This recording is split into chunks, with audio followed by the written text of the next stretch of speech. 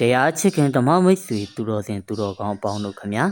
တရားနာယူရန်အချိန်သို့ကြာရောက်လာခဲ့ပါပြီဓမ္မပဒပါဠိတော်မှာရှင်အနန္ဒာရဲ့မေးလျှောက်ချက်ကြောင့်မြတ်စွာဘုရားဟောကြားထားတဲ့ဂါထာတော်လေးကိုအရာဘာသာပြန်ထားတာနော်ဂင်္ဂဝါလူတဲစုမကဝင့်တော်မူကြပြီးဘုရားအဆူစုတို့ရဲ့အစိုးအမဩဝါဒအနှစ်ချုပ်တနည်းအားဖြင့်ပိဋကတ်သုံးပုံရဲ့အနှစ်ချုပ်လို့လည်းဆိုနိုင်တယ်ပေါ့မကောင်းမှုရှောင်ကောင်းမှုဆောင်ဖြူအောင်စိတ်ကိုထားတပ္ပပပတအကရဏမကောင်းတာမှန်သမျှမပြုတ်လို့ဖြစ်အောင်မပြောပြအောင်မတွေးပြအောင်ရှောင်ကျင်ရမယ်ဆိုတဲ့အဆုံးအမကုသလတုပတံပရာကောင်းမှုမှန်သမျှမိမိတန်တမှာပြည့်စုံအောင်ကြိုးစားအထောက်ကြရမယ်လို့ဆိုတဲ့အဆုံးအမသစိတ်တပရိယောတပနံမိမိရဲ့စိတ်ကိုဖြူရှင်တန်ရှင်းအပြစ်ကင်းအောင်ကြိုးစားအထောက်ကြရမယ်ဆိုတဲ့အဆုံးအမကြီးဘယ်နှမျိုးလဲ၃မျိုးမကောင်းမှုရှောင်ကောင်းမှုဆောင်ဖြူအောင်စိတ်ကိုထားအဲ့ဒါဦးဇင်းတို့ဒီနေ့ညမကောင်းမှုရှောင်ဆိုတာလေးကိုဦးစားပေးပြီးတော့ပြောရဒီမှာ10ညလောက်ဦးဇင်းတို့ပြောမှာဆိုတော့ပေတပေါင်းသူတော်ကောင်းတို့ရဲ့ခေါင်းထဲမှာလည်းပဲ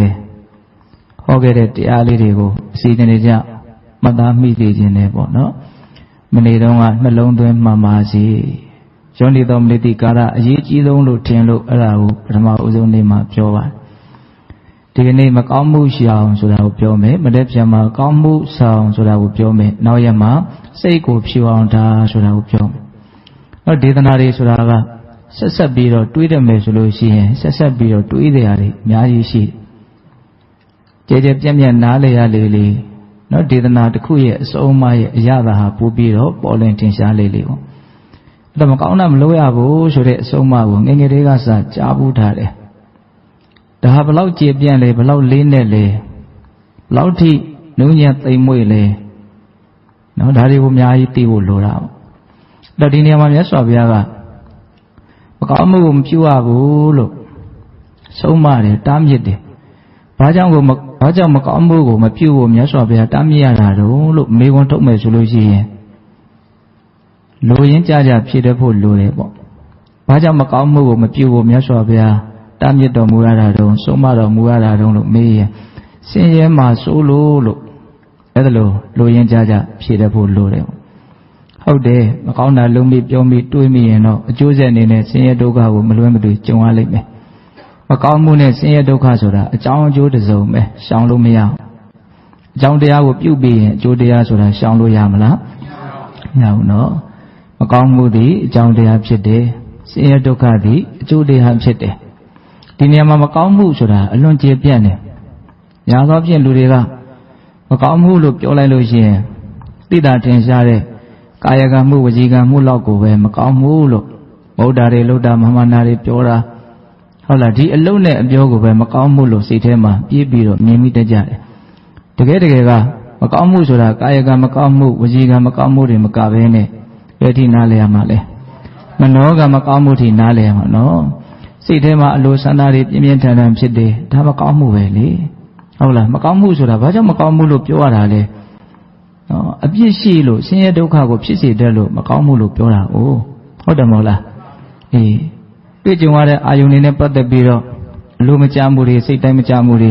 ဖြစ်နေပြီဆိုရင်ဒါပါလေမကောင်းမှုပေါ့မိမိရောပေါ့ဆာ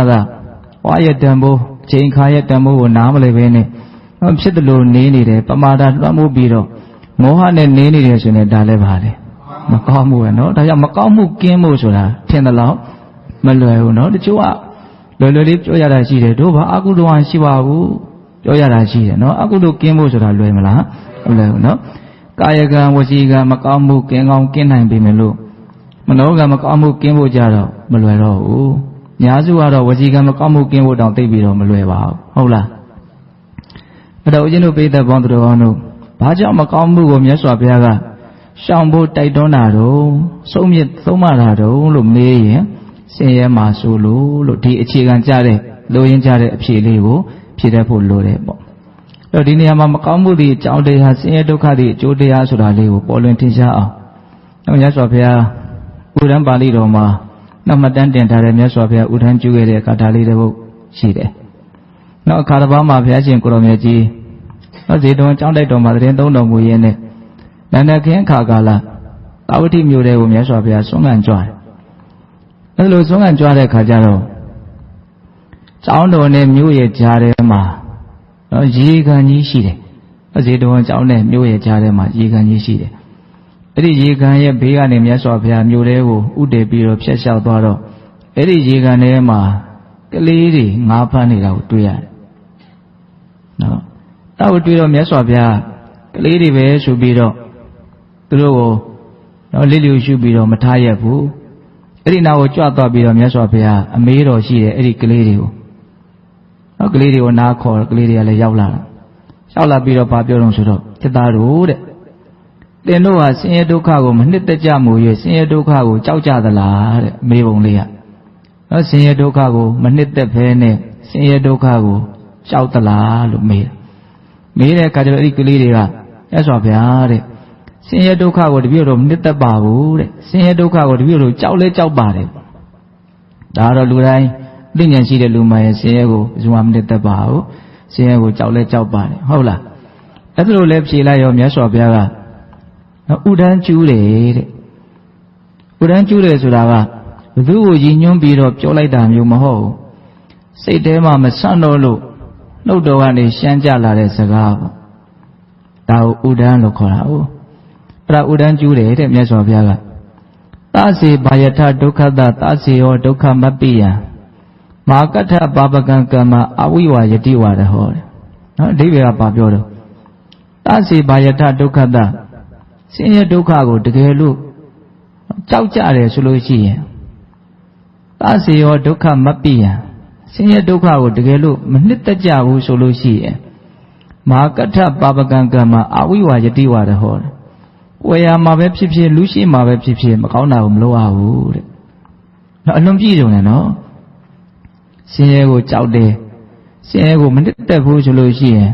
မကောင်းတာကိုမလုပ်ရဘူးတဲ့။မကောင်းတာကိုမလုပ်ရဘူးလို့တားမြစ်တဲ့နေရာမှာရှေ့ကဝိသေသနာစကားလေးကိုသတိထားမိဖို့လိုတယ်။အာဝိဝါယတိဝါဒဟောတယ်။ကိုယ်ရမှာပဲဖြစ်ဖြစ်လူရှိမှာပဲဖြစ်ဖြစ်တယ်။ဒါအလွန်ရေးပါတယ်လို့ထင်တယ်နော်။များသောအားဖြင့်တရားဓမ္မတို့ဦးဇင်းတို့ပုထုဇဉ်တွေဟာလူရှိမှဆိုရင်တော့များသောအားဖြင့်ဟန်ပန်ပန်စောင့်စည်းမှုနဲ့နေကြတာပေါ့နော်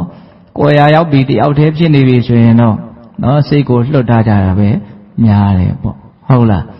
ဒါကြောင့်မကောင်းမှုရဲ့အကျိုးဆက်ကိုသိမြင်ပြီးတော့ကိုယ်ရာမှာပဲပြုလူရှိမှာပဲပြုမကောင်းမှုကတော့သူ့ရဲ့အကျိုးပေးကိုဖြစ်စီမှာပဲလို့နားလည်ပြီးတော့ဆင်းရဲကိုကြောက်တယ်ဆင်းရဲကိုမနှစ်သက်ဘူးဆိုရင်အဲ့ဒီပုဂ္ဂိုလ်ဟာကိုယ်ရာမှာပဲဖြစ်လူရှိမှာပဲဖြစ်ကောင်းတာကိုလုပ်ရဦးတဲ့သစေစပါပကံကမ္မကရိတ္ထဝါကရောတိဝါကရိတ္ထဝါတကယ်လို့မကောင်းတာကိုအခုလည်းပြုမယ်နောင်လည်းပြုကြမယ်ဆိုလို့ရှိရင်တဲ့နာဝဒုက္ခပမ္မုတ်တယတိသင်တို့ဟာဆင်းရဲဒုက္ခမလွတ်နိုင်ဘူးတဲ့ဥပိစပိပလာယတံထွက်ပြေးတော်လည်းပဲဆင်းရဲဒုက္ခရဲ့လက်ကမလွတ်နိုင်ဘူးတဲ့ဒါလေးပါဆက်ပြောတယ်နော်မကောင်းတာကိုအခုလဲလုံးမယ်နောင်လဲလုံးမယ်ဆိုရင်ထွက်ပြေးတော်လည်းပဲတင်တို့ဟာဆင်းရဲဒုက္ခကမလွတ်နိုင်ဘူးတဲ့ကာထာနှစ်ပုဒ်ဥဒန်းကျူတာနော်ဒါမှတ်သားစရာကောင်းတယ်ဟုတ်လားဒါကြောင့်တရားဓမ္မတို့ဦးဇင်းတို့ခြေကမ်းကြနားလည်ရမှာကမကောင်းမှုသည်အကြောင်းတရားဆင်းရဲဒုက္ခသည်အကျိုးတရားဟုတ်လားအဲ့တော့မကောင်းမှုသည်ကာယကံဝစီကံမြနော်ရှိတာလို့နားလည်မှုမမှားဘဲနဲ့မနောကမကောင်းမှုတွေရှိတယ်ဆိုတာကိုလည်းပဲပြဝနားလည်ပြီးတော့စိတ်ထဲမှာထိမကောင်းမှုကိုကင်းအောင်နေပါအောင်ကြိုးစားအထောက်ဖို့ဆိုတဲ့ရည်ရွယ်ချက်ရှိဖို့မလိုဘူးလားအဲ့ဒါကြတော့မကောင်းမှုရှောင်ဆိုတဲ့ဆုံးမလေးကအရင်ကြည်ပြန့်လေးနဲ့သွားပြီဆိုတာအလိုလိုထင်ရှားသွားတယ်နော်ဟုတ်လားအဲ့လိုဆိုလို့ရှိရင်ဦးဇင်းတို့ဒီကနေ့ညနော်ဦးစားပေးပြီးတော့ပြောချင်တာကအဲ့ဒီဆင်းရဲဒုက္ခရဲ့အကြောင်းတရားဖြစ်တဲ့ဒီမကောင်းမှုအကုသိုလ်တရားတွေကိုဘယ်ပုံပဲနည်းရှောင်ကျင်ကြမလဲဘယ်ပုံပဲနည်းဖယ်ရှားဖို့ကြိုးစားကြမလဲဆိုတဲ့အပိုင်းဒေသနာတော်တွေကိုလေ့လာတဲ့အခါမှာနှမျိုးစုံနဲ့မြတ်စွာဘုရားကမကောင်းတာကိုမလုပ်ဖြစ်အောင်ရှောင်ကျင်ဖြစ်အောင်ပယ်ရှားနိုင်အောင်သင်ပြပေးတာဆုံးမပေးတာတွေအများကြီးရှိတယ်အဲ့ဒီတည်းကဦးဇင်းတို့အလွန်ကြိုက်တဲ့သုတ်တန်တစ်ပုဒ်ရှိတယ်အဲ့ဒါကမကောင်းမှုကိုဖယ်ရှားဖို့အကုသိုလ်ကိလေသာတရားတွေကိုဖယ်ရှားဖို့အတွက်မြတ်စွာဘုရားရှုထောင့်မျိုးစုံကနေအဲ့ဒီသုတ်တန်တရားတစ်ပုဒ်ထဲမှာ နီလန်းတွေကိုအများကြီးပေးထားတယ်နီလန်း6မျိုးပေးထားတယ်အဲ့ဒီနီလန်း6မျိုးကိုမှတ်သားမိသိခြင်းနဲ့ပေါ့နော်တကယ်လက်တွေ့ဘဝမှာအသုံးချမယ်ဆိုတဲ့စိတ်ကလေးနဲ့မှတ်သားသိခြင်းနဲ့ပေါ့ဟုတ်လားဆိုရပါစို့ကိုယ်မှာတစုံတရာယောဂဆွဲကပ်နေတယ်ဒီယောဂဝေဒနာကြောင့်လည်းပဲပြင်းပြင်းထန်ထန်ဒုက္ခဝေဒနာကိုခံစားနေရတယ်ဆိုရပါစို့အဲ့လိုဆိုလို့ရှိရင်ဒီယောဂရဲ့အကြောင်းကိုကောင်းကောင်းသိတဲ့နော်တက်ကျွမ်းတဲ့ဆရာကမင်းဒီယောဂပျောက်ခြင်းလို့ရှိရင်နော်ဒီစေအနီးလေးကိုမင်းဖော်ပြီးတော့စားနော်ဘာကဘလောက်ထဲဘာကဘလောက်ထဲဘာကဘလောက်ထဲအဲ့ဒါဆိုမင်းသေချာပေါက်ပျောက်မယ်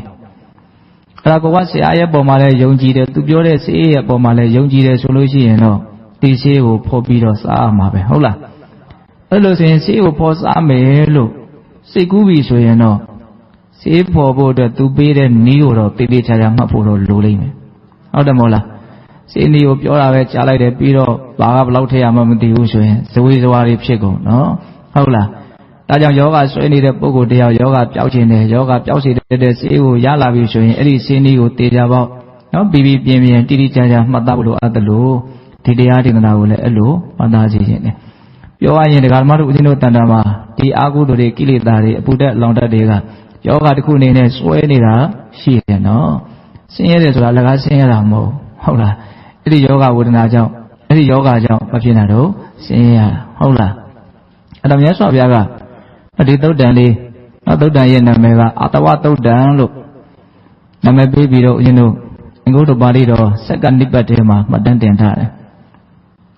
အာသောပေကြောင့်နီလန်းကောင်းများဆိုပြီးတော့ဦးဇင်းတို့အကျင့်တော်ဟောထားတာလည်းရှိပါတယ်နောက်တရားတွေကတော့ဟောပြီးသားတရားတွေနာပြီးသားတရားတွေပဲဟောပြမယ်နော်မနေ့တုန်းကပြောခဲ့ပြီဟုတ်လားနောက်ထပ်အသေးစမ်းနော်ပြောတတ်တဲ့ပြောရလောက်အောင်လဲဦးဇင်းတို့မှာအလောက်ကြီးပြင်းပြအများကြီးသိထားတာမရှိပါဘူးဟုတ်လားတော့ဒါတည်းလည်းပူပြီးတော့အများကြီးမပြောတတ်ဘူးနော်ဒါကြောင့်မို့လို့ပြောပြီးသားတရားတွေတချို့လည်းနာဖို့ပြီးသားဖြစ်လိမ့်မယ်ဟုတ်လားအေးအဲ့ဒီအာတဝသုတ်တံမှာမြတ်စွာဘုရားဘယ်လိုလေးဟောပြထားလဲဆိုတော့ယဟန်တို့တဲ့အခုပြောမယ့်အင်္ဂါ6ပါးနဲ့ပြည့်စုံအောင်ကျင့်သုံးနိုင်မယ်ဆိုရင်အဲ့ဒီယဟန်ဟာအာဟုနေယပါဟုနေယဒက္ခိနေယအစ္စလိကရဏီယအနုတ္တရံပုညခိတံလောကတ္တလို့ဆိုတဲ့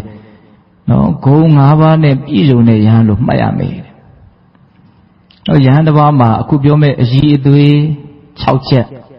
တကယ်လို့ရှိမယ်ဆိုလို့ရှိရင်အဲ့ဒီယဟန်ဒီအာဟုနေယအယဝေးကယူလာတဲ့ဝတ္ထုပစ္စည်းကိုအလှခံယူခြင်းကထိုက်တယ်ဆိုတဲ့ဂုဏ်ရှိတယ်ပေါ့ပါဟုနေယဧည့်သည်လုံငါထားတဲ့ဝတ္ထုပစ္စည်းတွေကိုအလှခံယူခြင်းကထိုက်တဲ့ဂုဏ်ရှိတယ်ပေါ့နော်ဒက္ခိနေယတမလွန်လောကအတွက်ကောင်းကျိုးချမ်းသာကိုရဖို့အတွက်ရည်မှန်းပြီးတော့အလှူတဲ့အလှူဒါနကိုအလှခံခြင်းကထိုက်တယ်ပေါ့အစ္စလိကရဏီယလက်ဥချီမိုးရှိခိုးခြင်းကိုလည်းခံယူထိုက်တယ်အနုတ္တရံပုညခိတံလောကတ္တတလောကလုံးရဲ့ကောင်းမှုတည်းဟူသောမျိုးစေ့ကိုစိုက်ပျိုးကျဲချရာလေယာမြေကောင်းကြီးတစ်ဖွဲလည်းဖြစ်တယ်လို့ဟောဂုံမတခုတော့အာကိုဒီအင်္ဂါ6ချက်နဲ့ဒီအည်သွေး6မျိုးနဲ့သာပြည့်စုံအောင်နေထိုင်ကျင့်ကြံနိုင်မယ်ဆိုရင်ဒီဂုံ5ပါးနဲ့ပြည့်စုံတဲ့ပုဂ္ဂိုလ်လို့ဆိုရမယ်တဲ့နော်ဒီလိုလေးနေတန်းချီတာနော်အဲ့တော့ပြည့်စုံရမယ့်အည်သွေး6မျိုးကဘာလဲအဲ့ဒါကိုသေချာလေးလာကြည့်တဲ့အခါမှာနော်အကုသိုလ်တရားတွေကိလေသာတရားတွေနော်ဒီသုတ်တံမှာတော့အသောတရားတွေလို့မြတ်စွာဘုရားဟောတယ်နော်စိတ်ကိုပူလောင်စေတတ်တဲ့ညှဉ်းနှွမ်းစေတတ်တဲ့နပင်မဆင်းရဲကြောင်းဖြစ်တဲ့အသောတရားတွေနော်အသောတရားဆိုတာကိုပေတတို့ကျွမ်းကျွမ်းကျင်ကျင်မှတ်သားဖို့ပြီးသားနော်အသောတရားအတဝဆိုတာဘာပြောရတော့ရှိုးရှိတဲ့တရားနော်ရည်ရည်စီးတယ်ဆိုတာမြင်ရနေနေရပဲစီးတာဒီအသောကအဲ့ဒါတည်းပို့ပြီးတော့စွမ်းနေတဲ့မြင်ရနေနေရနေမကောင်းနေရနေမြင်ရအောင်လဲစီးတယ်တဲ့နော်အထက်ဘဝအောက်ဝီကြီးတန်အောင်ဘုံအားဖြင့်သူစီးနိုင်တယ်နော်အသောတရားနောက်ထပ်အဓိပ္ပာယ်တစ်မျိုးရှိတယ်အတဝဆိုတာဘာကိုပြောအရက်ကိုပြောတာနော်စိတ်ကြီးပေါ့နော်အရက်တောက်ထားလို့အရက်မူးနေတဲ့လူတယောက်ဟာပဂတိစိတ်ကင်းပြောင်းနေသူမှာအရက်မူးတဲ့စိတ်ပဲရှိတယ်ပေါ့ရှင်မူးမှုနဲ့ရှင်းနေတဲ့အတွက်ကြောင့်ဟုတ်တာဟုတ်တယ်မဲဟုတ်တာလည်းမဟုတ်ဘူးထင်မဲသူအကုန်ဗျမ်းမတာသူဘာမှပြောလို့မရပြောရရင်တော့ရက်မူးနေတာယူနေတာနဲ့ဘာမှမထူးတကယ်တမ်းကတော့ဟုတ်လားကိုအာတဝကိုမြတ်စွာဘုရားအရက်လို့ဟောတယ်နော်အဲ့တော့ဦးဇင်းတို့ကာမတဝဆိုတဲ့ကာမဂုဏ်အာယုံကိုလိုချင်တဲ့လောဘဘဝတဝလို့ဆိုတဲ့ဘဝကိုမမောတဲ့လောဘဒိဋ္ဌတဝလို့ဆိုတဲ့ နော်ယုံနာခန္ဓာကိုပုဂ္ဂိုလ်တ attva လို့ထင်မှမှားတဲ့ဒိဋ္ဌိတည်းဟူသောတက္ကဒိဋ္ဌိတည်းဟူသောအတဝဟုတ်လားပြီးတော့ပါတော့အဝိဇ္ဇာတဝဆိုတဲ့သစ္စာလေးပါးကိုမသိတဲ့ယုံနာခန္ဓာရဲ့သဘာဝတွေကိုမသိတဲ့မောဟဟုတ်လားတေဝကောက်ရင်လောဘရဲ့ဒိဋ္ဌိရဲ့မောဟရဲ့ရတယ်အဲ့ဒီလောဘရဲ့ဒိဋ္ဌိရဲ့မောဟရဲ့သည်တ attva တွေကိုနော်မူးနေစေတယ်ယူနေစေတယ်အမှန်တိုင်းမသိသေးဘူးဗဂရိအရက်ကိုမတောက်လို့ဗဂရိမူးတာနဲ့တော့မမူးကြဘူးဟုတ်လားသို့တော့လောဘဒိဋ္ဌိမောဟတည်းဟူသောအတဝအရက်ကိုတောက်မိတဲ့အတွက်ကြောင့်အသောတရားတို့ကြောင့်မူးနေတဲ့အမှုကတော့တရားဓမ္မတို့ဦးဇင်းတို့မှာရှိနေတယ်ဟုတ်လားအဲ့ဒါကိုမြတ်စွာဘုရားဒီနေရာမှာအသောတရားတွေကိုဘယ်ပုံပဲနည်းပေရှားမလဲဆိုတဲ့နိလန်း6မျိုးဟောတာအဲ့ဒီနိလန်း6မျိုးကိုသာတကယ်ပြည့်စုံအောင်ကြိုးစားအထုတ်မယ်ဆိုရင်အဲ့ဒီပုဂ္ဂိုလ်ကိုအာဟုနေယပါဟုနေယတက္ခိနေယအင်္စလိကရဏီယအနုတ္တရံပုညခေတ္တံလောကတ္တလို့ဂုဏ်5မျိုးရှိတယ်လို့မြတ်စွာဘုရားချီးကျူးတယ်နော်အဲ့ဒါပြည့်စုံရမယ့်အရည်အသွေးကြီး6မျိုးစပြီးတော့ပြောကြအောင်နော်အာသောတရားကိုဘယ်လိုပယ်မလို့တနည်းအားဖြင့်ခုစကားအလင်းသိနေတာကဘာလဲအကုသိုလ်တရားတွေမကောင်းမှုတရားတွေကိုဘယ်လိုပယ်ရှားမလို့ဘယ်လိုရှောင်ကျဉ်ကြမလို့ဆိုတဲ့အပိုင်းပေါ့နော်အဲ့ဒါမြတ်စွာဘုရားကနော်ဒေသနာကိုဟောတဲ့အခါမှာအစီအစဉ်တကြလေးဟောတယ်ဟုတ်လားရမ်းစိတ်ဝင်စားတယ်ကောင်းတယ်နေတန်းလေးခင်းပြီးတော့မြတ်စွာဘုရားတစ်ခုချင်းစီကိုပြောပြတယ်လို့ပြောပြတော့ဆိုတော့ယဟန်တို့တဲ့စောင့်စည်းမှုဖြင့်ပယ်ရမယ့်အာသောတရားကိုစောင့်စည်းခြင်းဖြင့်ပယ်ရမယ်တဲ့တံဝရစောင့်စည်းတာနော်စောင့်စည်းမှုနဲ့ပယ်ရမယ့်အာသောတရားတွေကိုစောင့်စည်းခြင်းဖြင့်ပယ်နိုင်အောင်ကြိုးစားရအဲ့တော့ဒါကိုအจิตတဝမြတ်စွာဘုရားထပ်ပြီးတော့အဓိပ္ပာယ်ဖွင့်တဲ့အခါဘယ်လိုဖွင့်ပြတော့နောက်စောင့်စည်းမှုဖြင့်ပယ်ရမယ့်အာသောတရားကိုစောင့်စည်းမှုဖြင့်ပယ်ရမယ်ဆိုတာကမျက်စိနာနာလျှာကိုယ်စိတ်လို့ဆိုတဲ့အိန္ဒြေ6ပါးဧတတို့အလုံးကျွမ်းကျင်ပြီးသားနော်ဒီခန္ဓာကိုယ်ကြီးကိုမျက်စိနာနာလျှာကိုယ်စိတ်ဆိုတဲ့နော်ဓာရတကား6ပေါက်နဲ့တိဆောက်ထားတာဒီတကား6ပေါက်ကိုပဲအိန္ဒြေ6ပါးလို့ဒီလိုလဲသုံးတယ်နော်အိန္ဒြေဆိုတဲ့စကားလေးကဘယ်လိုအဓိပ္ပာယ်ရလဲအစိုးရခြင်းလို့အဓိပ္ပာယ်ရတယ်ဟုတ်လားအိန္ဒြေကသူကအမျိုးမျိုးဟောတာဗျနော်ဗောဓိပက္ခိယတရားမှာတော့အိန္ဒြေကို5ပါးဟောတယ်တတ္တိန္ဒြေဝိရိယန္ဒြေတတိန္ဒြေသမာဓိန္ဒြေပညာန္ဒြေဆိုပြီးတော့ဟုတ်လားကောင်းမြတ်တဲ့အရာမှာစိတ်ကိုအစိုးတရားရှိတဲ့အရာကြီး5ခုဟုတ်လားခုဒီနေရာမှာမျက်စိနာနဲ့လျှာကိုစိတ်ကိုအိန္ဒြေလို့ဟောတဲ့နေရာမှာဒီနေရာမှာဆိုလိုတဲ့အိန္ဒြေအစိုးရခြင်းကဘာကိုပြောတာတော့ရိုးရိုးလေးမျက်စိဆိုတာမြင်မှုကိုအစိုးရတယ်မျက်စိမပါဘဲနဲ့မြင်လို့မရဘူးမြင်တဲ့နေရာမှာမျက်စိကအကြီးအကဲပဲမျက်စိကအစိုးတရားရှိတယ်နားနဲ့မြင်ရင်လို့မရဘူးနှာခေါင်းနဲ့မြင်ရင်လို့မရဘူးနော်မြင်မှုအနေအထားအကုန်လုံးဟာမျက်စိပေါ်မှာအဓိကမူတည်နေတယ်ပေါ့ဆိုလိုတာမျက်စိမှုံရင်မြင်မှုလည်းမှုံသွားတာပဲမပင်ပြင်းတော့မပြတ်သားတော့ကြားတဲ့ကိစ္စမှာနားသည့်အစိုးတရားရှိတယ်နော်အနံ့ရတဲ့ကိစ္စမှာနှာခေါင်းသည့်အစိုးတရားရှိတယ်အရာသာကိုသိတဲ့နေရာမှာလျှာသည့်အစိုးတရားရှိတယ်ဟောအတွေ့အထိကိုသိတဲ့နေရာမှာဒီကာယပတာရသည့်အစိုးတရားရှိတယ်အဲ့လိုပဲဓမ္မယုံတွေ့ရကြံတဲ့နေရာမှာစိတ်သည့်အစိုးတရားရှိတယ်ဆိုပြီးတော့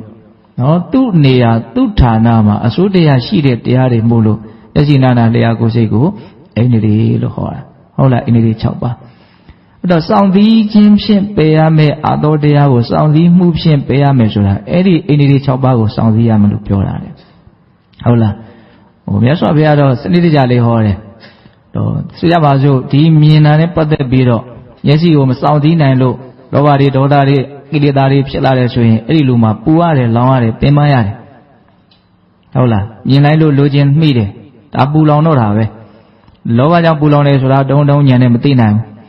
မကြိုက်တာမြင်လိုက်လို့ဒေါသဖြစ်ပြီးဆိုရင်တော့ပူလောင်တာကနည်းနည်းထင်ရှားတယ်ဟုတ်လားဒါကမျက်စိကနေစပြီးတော့လောင်တာနော်ဟုတ်လားအဲ့တော့ဒီမျက်စိကိုမစောင့်စည်းနိုင်လို့အဲ့ဒီပူမှုလောင်မှုဟာဖြစ်လာတာဟုတ်လားမစောင့်စည်းရင်ပူလောင်မှုဖြစ်လာတယ်ဒါကိုနားလည်ပြီးတော့ဒီပူလောင်မှုမဖြစ်စေရဘူးဆိုပြီးတော့မြင်တာကိုအကြောင်းပြုပြီးတော့ပူလောင်မှုမဖြစ်စေရဘူးဆိုတော့မျက်စိကိုနော်အကြောင်းပြုပြီးတော့ຢာကဒေါသမဖြစ်အောင်ကြိုးစားတာကိုဒါမျက်စိကိုစောင့်စည်းတယ်လို့ခေါ်တာတဲ့ဟုတ်လားဒါကဘာဝနာနဲ့ကင်းပြီးတော့မဖြစ်ဘူးနော်တတိထားရတာနော်မြင်တိုင်းတတိထားရတာအဲ့လိုပဲကြားတိုင်းတတိထားရတာကြားတာနဲ့ပတ်သက်ပြီးတော့ຢာကဒေါသဖြစ်တယ်ဆိုရင်ဒါနားကိုမစောင့်စည်းနိုင်တဲ့လူနားကြောင့်သူပူလောင်ရတဲ့ဆင်းရဲအဲ့ဒါတွေကိုနားလည်ပြီးတော့မ မဆောင်စည်းရင်ငါပူလောင်လိမ့်မယ်ပင်ပန်းလိမ့်မယ်ဆင်းရဲလိမ့်မယ်လို့သိပြီးတော့ဒီမျက်စိနာနာလျှာကိုယ်စိတ်ကိုမလုပ်တာတော့ဆောင်စည်းတာတဲ့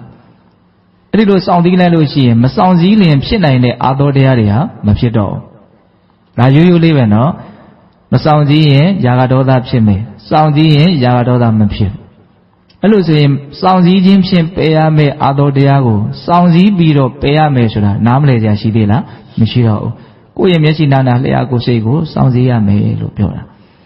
ာဒီနေရာမှာဦးဇင်းတို့မြတ်စွာဘုရားလက်ထက်ကတော့ယဟန်တော်၅ပါးရှိတယ်ဒါသူတို့စကားဆက်ပြီးတော့ဗာပြောလဲဆိုတော့စောင့်စည်းရတာတွေမှာဟောဒီမျက်စိဟာအလွန်ခက်တယ်ဟိုကကြည့်ခြင်းဒီဟာကြည့်ခြင်းဟုတ်လားနော်သူကမျက်စိနဲ့ပတ်သက်ပြီးတော့စိတ်ဝင်စားမှုရှိတဲ့ယဟန်ဖြစ်မယ်ပေါ့နောက်တစ်ပါးကမျက်စိနဲ့နားပို့ပြီးတော့စောင့်စည်းရတာခက်တယ်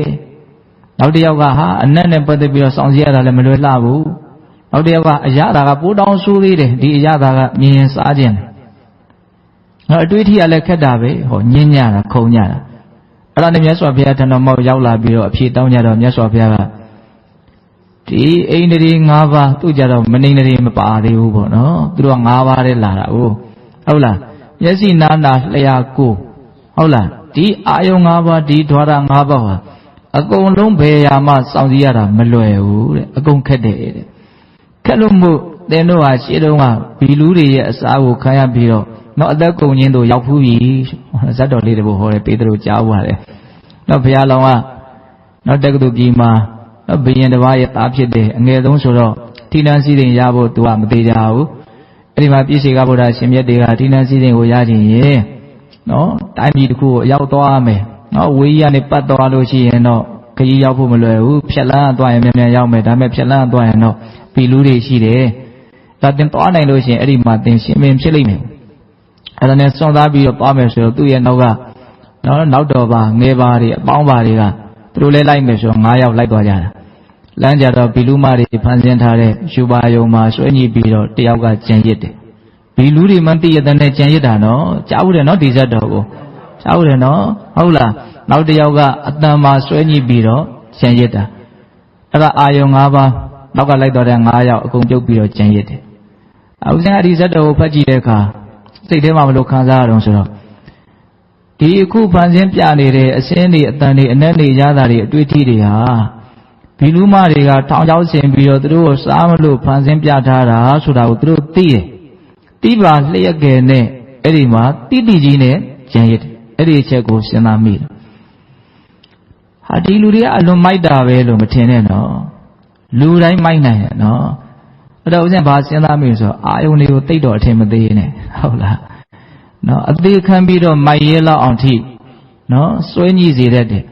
်နော်ကိုင်းသေးတာနဲ့ဒီအာယုံရတာနဲ့ဘယ်ဘယ်ဟာရွေးမလို့သေခြင်းလဲသေပါစေအာယုံရရင်ပြီးတာပဲဆိုအဲ့ဒီထိတောင်မှအာယုံတွေဟာတတ္တဝါကိုဆွဲဆောင်နိုင်တယ်ဒါကိုနားလေစေချင်တာပေါ့နော်မြင်ရရင်ပြီးတော့သေရင်သေပါစေကြားရင်ပြီးတော့သေရင်သေပါစေဒီထိသွားမှာနော်ဟုတ်လား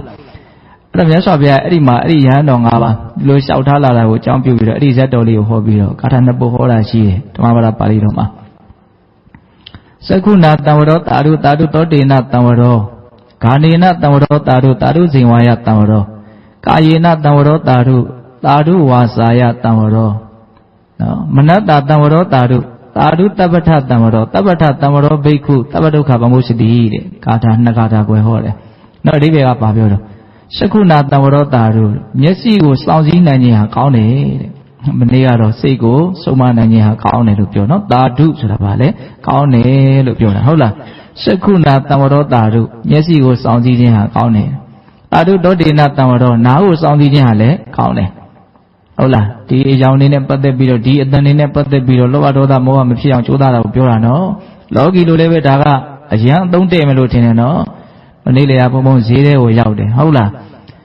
းတေချာကြည့်တယ်လူတွေအတွက်အများကြီးမလိုတာတွေတကယ်မလိုတာတွေပဲများတယ်နော်တကယ်လိုတာတွေကသိမ့်မရှိဒီမှာထူးထူးခြားခြားတွေ့ရတော့နေရာတိုင်းမှာစားနေကြတာပဲအကုန်စားနေတာပဲသွားရင်လည်းစားနေတယ်နော်နေရာတကာတိုင်းစားတိုင်းနေကြည့်ပဲနော်အဲ့ဒါမြတ်စွာဘုရားကောင်းကျင်တယ်ဆိုရင်စောင့်စည်းရမယ်နော်မျက်စိကိုစောင့်စည်းခြင်းဒီကောင်း၏နားကိုစောင့်စည်းခြင်းဒီကောင်း၏နှာခေါင်းကိုလျှာကိုကိုယ်ကိုဟုတ်လားအဲ့ဒီကိုယ်ကိုကြတော့မြတ်စွာဘုရားနှမျိုးအဓိပ္ပာယ်ထွက်တဲ့စကားနဲ့ဟောတယ်ကာယေနတံဝရောတာရုဆိုတာ ဒီအတွေ့အထိနဲ့ပတ်သက်ပြီးတော့ကာယပတာဒကိုစောင့်စည်းတယ်ဆိုတဲ့အဓိပ္ပာယ်နဲ့ကိုယ်အဓိပ္ပာယ်တစ်မျိုးဟောတယ်ကာယဒုစရိုက်ကိုမလုပ်သင့်ဘူးဆိုတဲ့ကာယကံရှုတော့ကနေပြီးတော့ကိုယ်အဓိပ္ပာယ်တစ်မျိုးဟောတယ်ဟုတ်လားနောက်ဦးဇင်းတို့ဝါစာယတံဝရောတာရုလို့အိန္ဒြေ6ပါးနဲ့မပါဘဲနဲ့စကားကိုစောင့်စည်းရမယ်တော့နှုတ်ကသူကအရာသာကိုစောင့်စည်းတဲ့အဓိပ္ပာယ်တစ်မျိုးရှိတယ်အပြောကိုစောင့်စည်းရမယ်ဆိုတဲ့အဓိပ္ပာယ်တစ်မျိုးရှိတယ်ဒေသနာကျဲတယ်နော်ဟုတ်လားနောက်ကာယေနတံဝရောတာရုဝါစာယတံဝရောဟုတ်လားပြီးတော့ဘယ်ဆက်သွားတော့နောက်ဆုံးအိန္ဒြေဖြစ်တဲ့မနိန္ဒြေမနတ္တတံဝရောတာရုစိတ်ကိုစောင့်စည်းခြင်းဟာလည်းကောင်းတယ်သူကတော့အခရာပဲအချုပ်ပဲစိတ်ကိုစောင့်နိုင်လို့ရှိရင်ကျန်တာကစောင့်ပြီးသားဖြစ်တယ်လို့အဲ့ဒီဒေသနာလည်းရှိတယ်နော်စိတ်ကိုစောင့်နိုင်ရင်ကျန်တာကစောင့်ပြီးသားဖြစ်တယ်နောက်တော့မြတ်စွာဘုရားဘယ်လိုချုပ်လိုက်တော့တာဓုတပ္ပထတံဝရောတဲ့အလုံးစုံကိုစောင့်စည်းနိုင်ရင်ကောင်းတယ်တဲ့ခိုင်အစသရရစောင့်စည်းနိုင်လေကောင်းလေပဲတဲ့ဟုတ်လားဘာဖြစ်လို့တော့တပ္ပထတံဝရောဘိက္ခုတဲ့အလုံးစုံကိုစောင့်စည်းမယ်ဆိုရင်အဲ့ဒီယဟန်ဟာတပ္ပဒုက္ခပမုစ္စတိတဲ့အလုံးစုံသောဆင်းရဲဒုက္ခလွတ်မယ်တဲ့ဟုတ်လားဒါကြောင့်အခုဒီအာသဝတုဒ္ဓမှာဒီစောင့်စည်းမှုဖြင့်ပယ်ရမယ့်အာသောတရားတွေကိုစောင့်စည်းမှုဖြင့်ပဲပယ်နိုင်အောင်ကြိုးစားရမယ်သူ့ကိုနံပါတ်1နေရာမှာထားပြီးတော့ဟောတာနော်အလွန်ကျေပြန့်တဲ့ဒီဥစ္စာကိုကိုယ့်အကိုကျေပြန့်စဉ်းစားနော်ဒီအာယုံ6ပါးဒီဓဝရ6ပေါက်ဒါတွေကြောင့်ဘလောက်ဒုက္ခရောက်နေတော့ဒါတွေကိုမဆောင်စည်းနိုင်လို့ဘလောက်ပိုဒုက္ခတွေများနေတော့ဘလောက်ပိုပြီးတော့ရှားနေရတော့ဘလောက်ပိုပြီးတော့ပင်ပန်းနေတော့စဉ်းစားကြည့်တယ်နော်ကံကောင်းလို့အတိဘဝကံကြောင့်ပစ္စည်းပေါ်များတဲ့နောက်တတိတွေကျွဲရဲ့ဝမ်းမာဝင်စားလို့ဘလို့ကုံအောင်သုံးရမှမသိလို့ရှောက်သုံးနေရတယ်ဆိုရင်သိမထောင်းတာဘူးကိုသုံးရမှကိုယ့်ကိုရှားနေရဆိုရင်တော့မတန်ဘူးဟုတ်လားအဲစဉ်းစားတယ်အလွန်ကောင်းတယ်နော်အဲတချို့ကဟုတ်နိုးကောင်းလို့လို့ပေါ့အတင်းသုံးနေတာပြီးတော့ဘယ်သူရှားအောင်ဆိုကိုယ်ပဲရှားတာလေဟုတ်တယ်မဟုတ်လားစဉ်းစားကြည့်တယ်နော်ဒီကိစ္စဟုတ်လားဒါကြောင့်ပိဿပေါင်းတော်တို့အကုသိုလ်တွေကိလေသာတရားတွေအာသောတရားတွေကိုပယ်ဖို့အတွက်မြတ်စွာဘုရားပထမဆုံးပေးတဲ့နိလန်းကယရှိနာနာလျာကိုယ်စိတ်ကိုစောင့်စည်းရမယ်မစောင့်စည်းရင်ဖြစ်နိုင်တဲ့ကိလေသာအာသောတရားတွေကိုစောင့်စည်းခြင်းအဖြစ်မဖြစ်အောင်ကြိုးစားရမယ်ဒါပြောတယ်နော်နောက်ဦးဇင်းတို့ဗာဆက်ပြီးတော့ပြောတော့နော်စောင့်စည်းမိဝဲတိခံမြဲနောက်ဦးဇင်းစောင့်ပုဒ်ကလေးစီထားတယ်မှတ်မိအောင်လို့နောက်စောင့်စည်းပြီးတော့မိဝဲတဲ့နော်ပฏิသေဝနာနော်မိဝဲခြင်းဖြင့်ပယ်ရမယ့်ကိလေသာအာသောတရားတွေကိုမိဝဲခြင်းဖြင့်ပဲပယ်နိုင်အောင်ကြိုးစားရမယ်တော့မိဝဲတယ်ဆိုတာဒီနေရာမှာဘာကိုရည်ညွှန်းတာတုံးဆိုတော့ရဟန်းတော်တွေကိုဟောတဲ့ဒေသနာဖြစ်တဲ့အတွက်ကြောင့်သူကစွမ်းသင်္ကန်းကြောင့်ရှိကိုရည်ညွှန်းတာဒီခန္ဓာကိုယ်ကြီးရှင်သန်ဖို့အတွက်နော်အစာအာဟာရကိုမစားလို့မရဘူးနော်ဒါအခြေခံဟုတ်လားအဝတ်ဝတ်မပေးလို့မရဘူးနောက်နေရာထိုင်ခင်းနဲ့မနေရလို့မရဘူးဟုတ်လားပြီးရင်ပါလဲစေဝါမမီဝဲရလို့မရအောင်ခန္ဓာကိုယ်ရဲ့အဓိကလိုအပ်ချက်ကြီးတွေလို့မဆိုနိုင်ဘူးလားအဲ့ဒါကိုမမီဝဲလို့မရဘူးမမီဝဲလို့ရှိရင်ဘာဖြစ်မလို့ပြဿနာဖြစ်မယ်ပေါ့ဟုတ်လားခန္ဓာကိုယ်မကျွေးဘဲနဲ့ထားရင်ဘာဖြစ်မလို့ဒုက္ခရောက်မယ်ပေါ့စားလာပြီဆိုပြီးဆိုမှတော့အဲ့ဒါဘာဖြစ်ပြီတော့အကုသိုလ်ဖြစ်တော့မှာပဲလေစိတ်တွေမကြည်မနှက်ဖြစ်လာမယ်ဟုတ်လားစဉ်းစားကြည့်နော်မကြွေးပဲနဲ့ထားကြည့်ကုသိုလ်ဖြစ်မလားအကုသိုလ်ဖြစ်မလားဒါကိုပြောတာနော်မှီဝဲခြင်းအဖြစ်ပယ်ရမယ့်ကိလေသာရှိတယ်ဟောတချို့က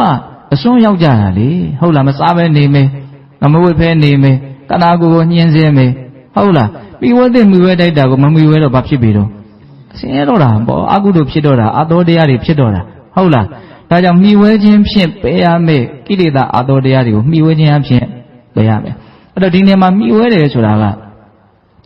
ပညာနဲ့ရှင်တဲ့စဉ်းစားဆင်ခြင်မှုနဲ့ရှင်တဲ့မှီဝဲမိကိုရည်ညွှန်းတာဒါကြောင့်ဒီဒေသနာရဲ့စာလေးမှာပဋိသင်္ခါယောနိသောဆိုတာလည်းပါတယ်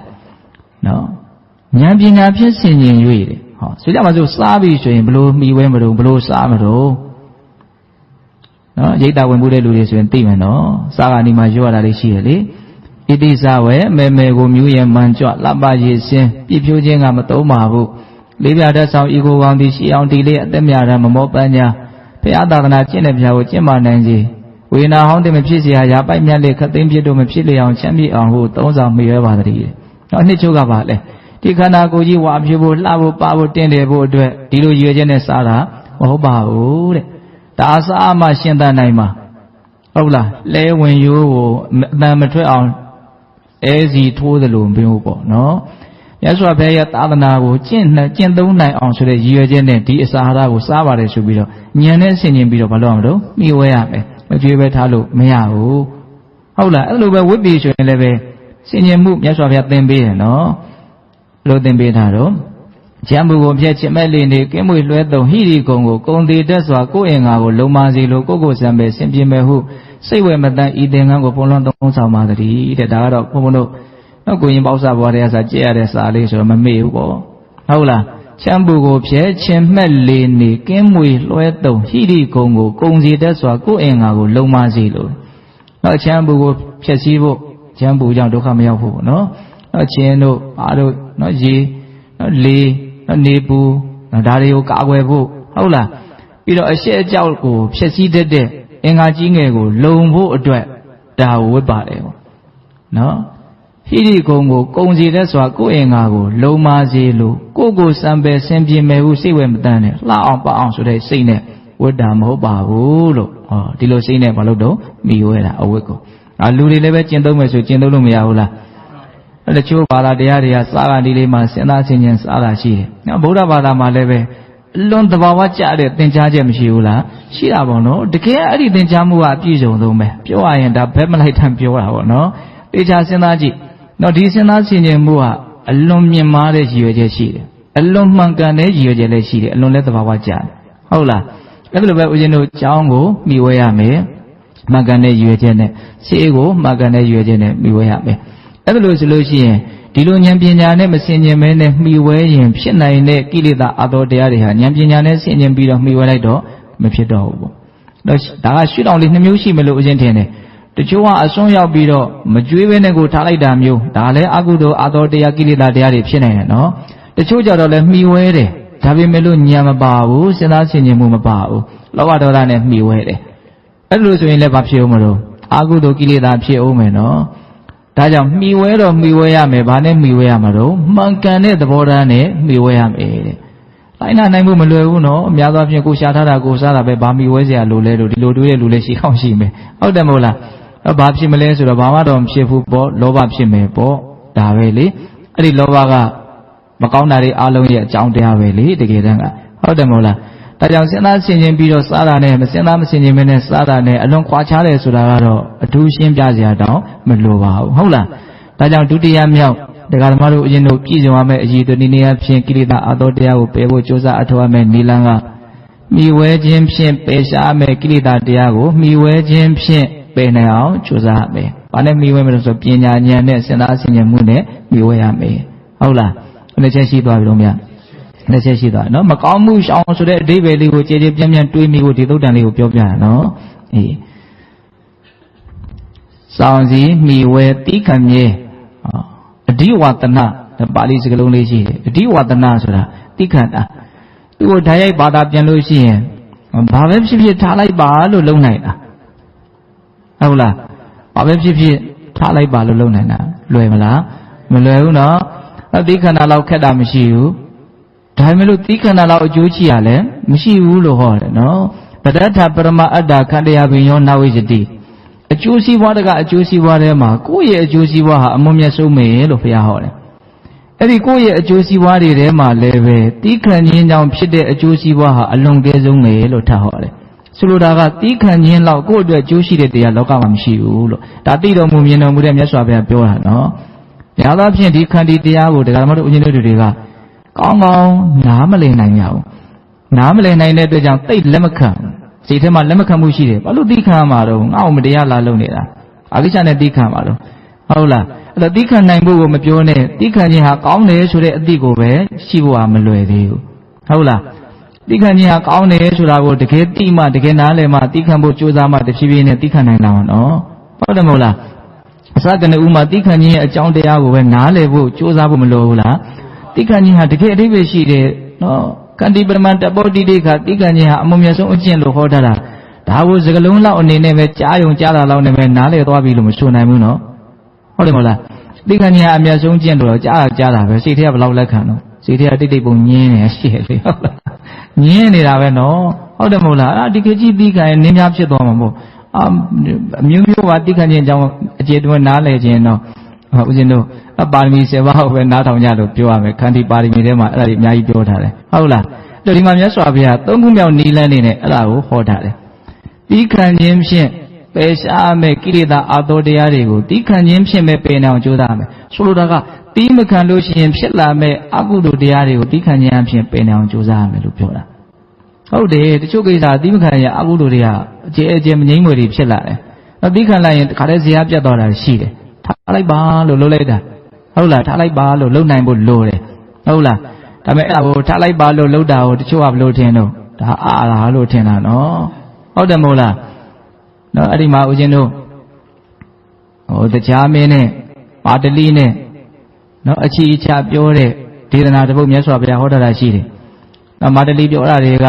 တာမန်လူသားတွေကိုကိုစားပြုတဲ့စကားတွေလို့ဦးဇင်းထင်တယ်အဲ့ဒီသုတ်တန်ထဲမှာနော်တီးခံခြင်းဖြင့်မိမိသူတစ်ပါးနှစ်ဦးသားကိုငြင်းအေးအောင်လုပ်နေတဲ့လူတွေကိုမသိတဲ့လူတွေကဒီလူတွေဟာလူမိုက်တွေပါလို့တောင်ပြောကြသေးတယ်တဲ့ဒါဟာတရားမင်းပြောတဲ့စကားစဉ်းစားတော့တီးခံနေတဲ့လူကိုဘာပြောတော့လူမိုက်လို့ပြောတာနော်ဓမ္မကတီးခံတဲ့လူကကိုယ့်ကိုယ်လည်းငြင်းအောင်လုပ်တယ်တစ်ဖက်သားကိုလည်းပိုးပြီးတော့ဒေါသတွေပွားမလာအောင်ကိုငြင်းအေးသွားလို့ရှိရင်သူကလည်းဆက်ပြီးတော့ဒေါသပွားလာတဲ့အကြောင်းသိပြီးတော့မရှိဘူးရက်သွားတာပဲများဟုတ်လားဒါကြောင့်တီးခံလိုက်ခြင်းဟာကိုယ့်ကိုယ်လည်းငြင်းအောင်လုပ်ရအောင်ရောက်တယ်လို့တစ်ဖက်သားကိုလည်းငြင်းအောင်လုပ်ရရောက်တယ်ဒါကြောင့်တရားမင်းကဘယ်လိုသုံးလဲဆိုတော့တီးခံခြင်းဟာမိမိသူတစ်ပါးနှစ်ဦးသားကိုရှေးကုပေးတဲ့လူဖြစ်တယ်တဲ့နော်ဒေါသတည်းဟူသောအနာရောဂါပြောင်းအောင်ရှေးကုပေးတာဒါပေမဲ့အဲ့လိုလူမျိုးကိုပဲမိုက်မဲတဲ့လူတွေက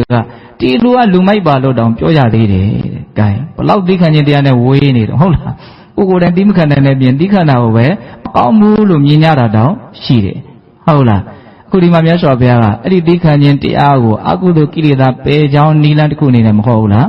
။တီးမခံရင်ဖြစ်လာမဲ့ကိလေသာအာသောတရားကိုတီးခံခြင်းအဖြစ်ပယ်ရမယ်။အဲ့ဒီဒေသနာမှာတီးခံမဲ့အပိုင်းကိုမြတ်စွာဘုရားအသေးစိတ်ဟောတယ်။နော်တိတ္တဩနတကမောဟတိနော်အပူအေးကိုတီးခံရမယ်ရာသီဥတုပေါ့နော်ကိုရာသီဥတုတွေမှာရှင်းသန်းနေရတာရှောင်လို့မရဘူးသူပူတဲ့ချိန်ပူမှာပဲအေးတဲ့ချိန်အေးမှာပဲကိုယ့်အကိုအစဉ်ပြေအောင်ပဲကြည့်ပြီးတော့နေရတာဒီရာသီဥတုကြီးနဲ့တူပြီးတော့ရန်ဖြစ်နေလို့အစဉ်ပြေဘူးလေဟုတ်လားဘာလို့မလို့တီးခံရမယ်နော်ဒါနဲ့ပတ်သက်ပြီးတော့ဒေါသမဖြစ်သင့်ဘူးနော်ရာသီဥတုနဲ့ရှင်ပြီးတော့ဒေါသဖြစ်နေတာအလုံးမလည်းမိုက်မဲရရောက်တယ်လို့ဆိုနိုင်တယ်ဟုတ်တယ်မဟုတ်လားအခြေခံလေးကစတင်ပေးတာမြတ်စွာဘုရားနော်ဘူအေးကိုတီးခံရမယ်ပြီးတော့ပါတော့ဇိကိစာယပိပါဒယကမောဟတိတဲ့စာလောင်မှုသိမ့်မှုကိုတီးခံနိုင်ရမယ်ဟောဒါလည်းပဲခန္ဓာကိုယ်ကြီးရဲ့သဘာဝပဲဒီခန္ဓာကိုယ်ကြီးရှင်သန်နေတယ်ဆိုတာကဒီထည့်ထားတဲ့အစာအာဟာရကိုဖြုံးတင်းရင်းနဲ့ရှင်းနေတာလေဟုတ်တယ်မဟုတ်လားနော်ဖျောင်းနိုင်မီးလေးတောက်နေတယ်ဆိုတာလက်ကားတောက်နေတာမဟုတ်ဘူးအောက်ကစီနဲ့မီးစာကိုဖြုံးတင်းရင်းလောင်ကျွမ်းရင်းနဲ့တောက်နေတာမဟုတ်လားအခုကျုပ်တို့ရှင်းနေတယ်ဆိုတာလည်းပဲကံစွမ်းအားစိတ်စွမ်းအားဥဒုစွမ်းအားအာဟာရစွမ်းအားဒါတွေကိုဖြုံးတင်းရင်းနဲ့ရှင်းသန်းနေတာဟုတ်တယ်မဟုတ်လာ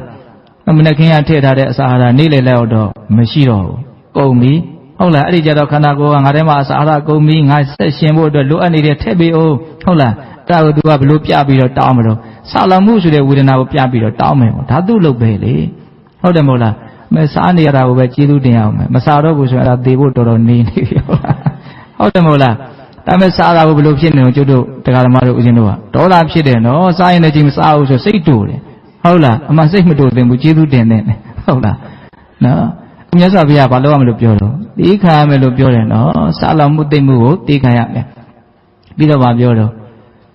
နော်ဒန္တမဂတဝါဒတပတ္တိတပတံဖတ်တာနဲ့မဲ့ချင်းရင်လေးနေပူမွေကင်းတန်းတို့ရဲ့အတွေ့အထိကိုလည်းတီးခံရမယ်တဲ့ဟုတ်တယ်ချင်းလေးတွေကြိုက်တာရှိတယ်ဒီနိုင်ငံဆိုရင်ရင်ကောင်းလေးအရင်ပေါ်တယ်ဟုတ်လားဒါဘာလို့ဖို့လို့တော့သိခံဖို့လိုတယ်နော်ကျွတ်ဒီပိုးဟတ်ဒီပိန်ညောင်ဒီဒါဦးဇင်းတို့ရှိဆိုရင်အဲ့ဒါတွေအများကြီးမပေါ်ဘူးလားပေါ်တယ်နော်ဒါတွေမြင်မှဖြစ်တော့စိတ်တူတယ်ဒီကမ္ဘာလောကကြီးကလူသားတွေကြီးပဲနေကြဆိုတဲ့သတ်မှတ်ပေးထားတဲ့နေရာတစ်ခုဟုတ်သလားဟုတ်နော်ဒါပြောရရင်တော့ဘုံဆိုင်နေရာကြီးပဲလေဟုတ်လားအဲ့ဒါကိုဘာလို့ဖို့လို့တော့သိခံဖို့လိုတယ်နော်ဒီအကောင်လောင်လေးတွေနဲ့တုပြီးတော့စိတ်တူနေရတာလည်းပဲမိုင်မဲခြင်းတစ်မျိုးလို့မဆိုနိုင်ဘူးလားဆိုရင်လည်းမြတ်စွာဘုရားအဲ့ဒါတွေကစမြင်တယ်နော်ရှောင်မရတဲ့ဒီသဘာဝတရားတွေကိုတီးခံခြင်းအဖြစ်ဥစိတ်ထဲမှာအဖို့အထစ်မဖြစ်အောင်ဘာလို့မလို့ကြိုးစားမယ်ဒါအပူရေးကိုတီးခံမယ်ဆာလာမှုသိမ့်မှုကိုတီးခံမယ်ဒီပိုးပါမအောင်လေးတွေရဲ့ဓာတ်နော်ဒါကိုဘာလို့မလို့တီးခံမယ်ပြီးတော့ဗာဆက်ပြောတော့စိတ်ဝင်စားတဲ့အကောင်းတယ်နော်မြတ်စွာဘုရားတီးခံခိုင်းတဲ့အဆင့်ကလေးတွေကတစ်ဆင့်ဆင့်တက်တက်လာတယ် ဒုရုဒ္ဒနာဒုရကတာနာဝဆနပဋ္ဌာနာပတ်ဝန်းကျင်ကကိုယ့်ရဲ့အကြောင်းမကောင်းပြောလာတဲ့စကားတန်တွေကိုသိခံရမယ်တဲ့ဟောဒါဟောဘယ်သူရှောင်နိုင်တော့ရှောင်လို့မရဘူးတော့ပတ်စံရှိမရှိပညာတတ်မတတ်လူဆိုတာလူအတိုင်းဝိုင်းထဲမှာနေကြရတာဟုတ်လားကိုယ်ကောင်းတယ်လို့ထင်တဲ့လူရှိတယ်လို့မကောင်းဘူးလို့ထင်တဲ့လူလည်းရှိတယ်ဟုတ်လားထင်ချင်းလို့ထင်မှာပဲလေဒါကိုလည်းစိတ်တူလို့တော့မရဘူးဘာလို့ဆိုကိုယ်လည်းသူများကိုထင်ချင်းလို့ထင်တာပဲမဟုတ်လားတော့ထင်တယ်ဆိုတော့တက်တည်ဘလို့ပြတော့ပြောချင်းလို့ပြောပြလိုက်တာကိုကြည်ချင်းအပြည့်သိနိုင်တယ်ပေါ့ဟုတ်တယ်မဟုတ်လားဒါထင်နေတာပဲအပြောဆိုတာအထင်ကိုပုံဖော်လိုက်တာပဲလေဟုတ်လားပြောပြီးကမှမယုံငါအဲ့လိုမထင်ပါဘူးဘာဘူးညာဘူးလို့လို့မရဘူးနော်ဟုတ်လားဟောဒီစကားတို့ရဲ့အစွမ်းဟာပါလာမှရမယ်ဟုတ်လားနော်စဉ်းစားနော်ဒါကြောင့်ပတ်ဝန်းကျင်ကပြောလာတဲ့စကားအသံတွေဟာလူလောကကြီးမှာရှောင်လို့ရသလားမရဘူးအဲ့ဒါအကောင်းဆုံးကြော်လာနိုင်ဖို့အတွက်နီလန်းကပါလေထားလိုက်ပါလို့သာလှုပ်လိုက်လွယ်တော့မလွယ်ဘူးနော်ဒါပေမဲ့တကယ်လုံနိုင်ရင်တကယ်ကောင်းတယ်အဲ့ဥစ္စာဟုတ်လားအဲ့ဒါလုံနိုင်ဖို့အတွက်ကဉာဏ်အများကြီးရှိဖို့တော့လိုတယ်ဒီစကားတန်ရဲ့သဘာဝနော် तू ကကောင်းတယ်လို့ထင်လို့လဲကိုတကယ်ကောင်းသွားတာမဟုတ် तू ကမကောင်းဘူးထင်လို့လဲကိုတကယ်မကောင်းသွားတာလည်းမဟုတ်ပြောရရင်သူ့ရဲ့အထင်ကကိုယ့်ပုံမှာဘာအကျိုးသက်ရောက်မှုမှတကယ်တမ်းကထိထိရောက်ရောက်မရှိကိုကယောနိတော်မနတိကာရမရှိလို့နှလုံးသွင်းမှားလို့လောဘဒေါသဖြစ်ရင်တော့အကျိုးသက်ရောက်မှုရှိသွားပြီနော်ကိုကသာမှန်မှန်ကန်ကန်စဉ်းစားမယ်ဆိုသူတကားတန်ကြီးတက်တက်ကြောင့်တော့ကို့မှာဘာဒုက္ခမှလည်းရောက်မသွားသလိုဘာကောင်းကျိုးမှလည်းမရှိဘူးဘာမကောင်းကျိုးမှလည်းမရှိဘူးဒါကြီးကိုဘာလို့သိမခံနိုင်တာလဲတိုင်စဉ်းစားတွေကကောက်ဟင်နော်နောက်တစ်ချက်အဲ့ဒီပြောလိုက်တဲ့အတန်ကကိုယ်စိတ်တုန်နေတဲ့အချိန်မှာတကယ်ကရှိသေးသလားမရှိတော့တဲ့အရာနဲ့ပတ်သက်ပြီးတော့စိတ်တုန်နေတာနော်စဉ်းစားနော်တချို့ဆိုပျောက်သွားကြပြီအခုပြောတဲ့လူကလူဘဝတောင်မရှိတော့ဘူးအဲ့ဒါတောင်စိတ်တုန်နေတဲ့လူရှိသေးတယ်ဟုတ်လားနော်အဲ့ဒါပါလဲဆိုတော့ကိုယ့်ရဲ့မိုက်မဲမှုပေါ့နော်တကယ်တမ်းကရှိတော့တာမဟုတ်တော့ဘူးဟုတ်လားအဲ့တော့ဒီဟာတွေကိုကိုကအများကြီးတိတဲ့မြင်တဲ့မှထားလိုက်ပါလို့လုံနိုင်တာထားလိုက်ပါလို့လုံနိုင်ဖို့လွယ်တဲ့ကိစ္စမဟုတ်ဟုတ်လားဒါကြောင့်တီးခံတယ်ဆိုတာအပြောလွယ်တဲ့လောက်စိတ်ထဲမှာဉာဏ်ရှိမှဒီရဲ့အကျိုးကျေးဇူးလည်းမြင်မှတော့စိတ်ထဲမှာဘာမှကိုမဖြစ်ဘူးဆိုတာကအလကားမရဘူးနော်နားလည်မှုအများကြီးရှိမှလက်ခံနိုင်မှုဆိုတာရှိတာဟုတ်လား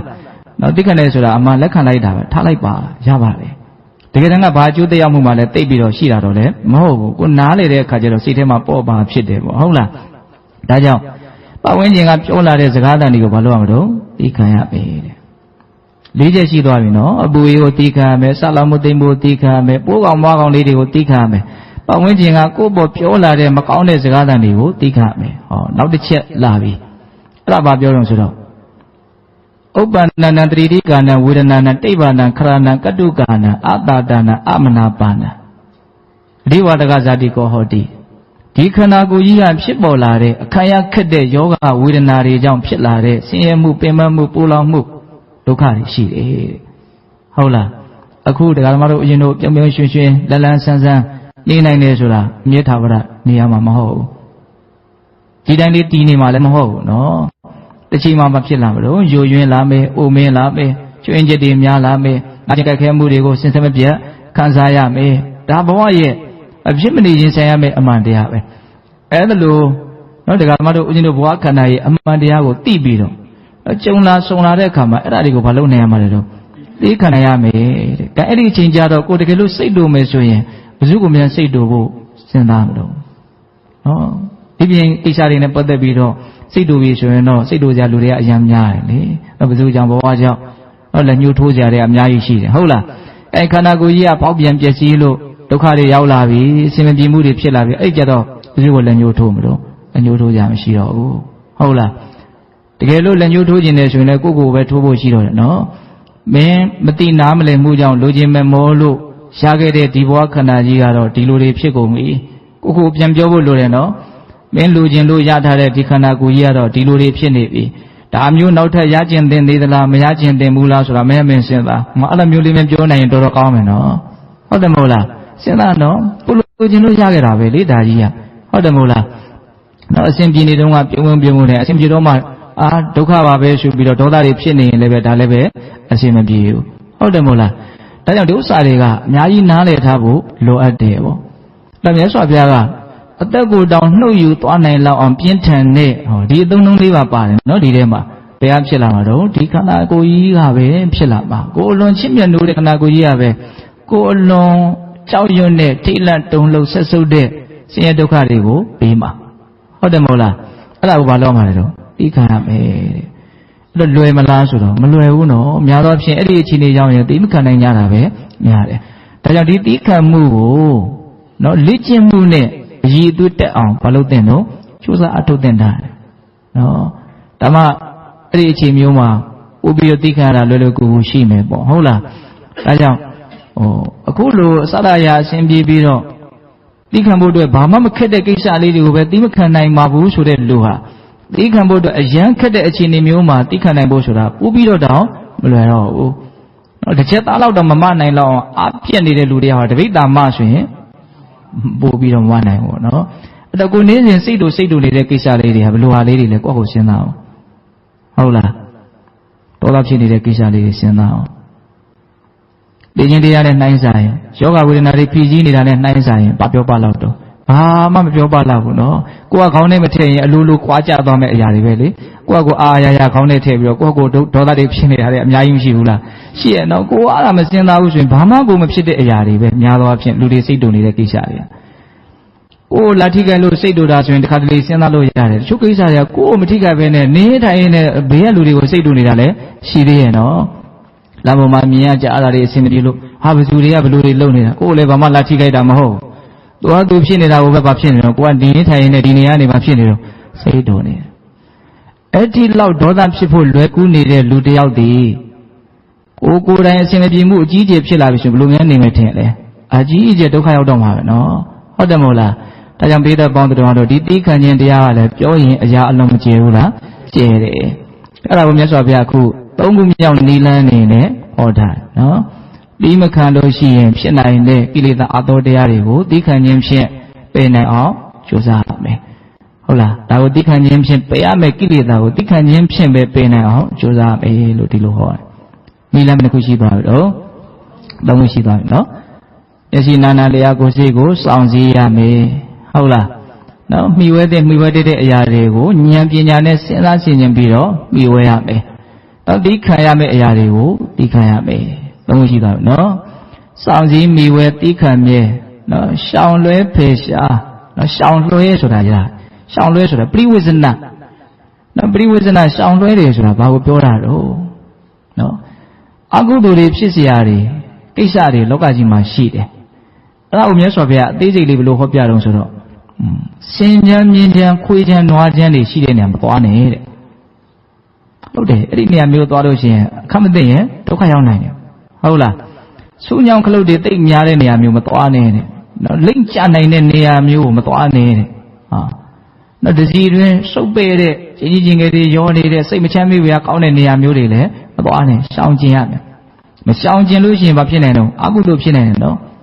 ပြီးတော့ဗာပြောတော့မကျက်စားတဲ့စကြက်တဲ့ဟောဒီလိုလေးသုံးတယ်ယဟန်တွေအတွက်မတင့်တော်တဲ့နေရာဟောနော်ပညာရှိသူတော်ကောင်းတွေက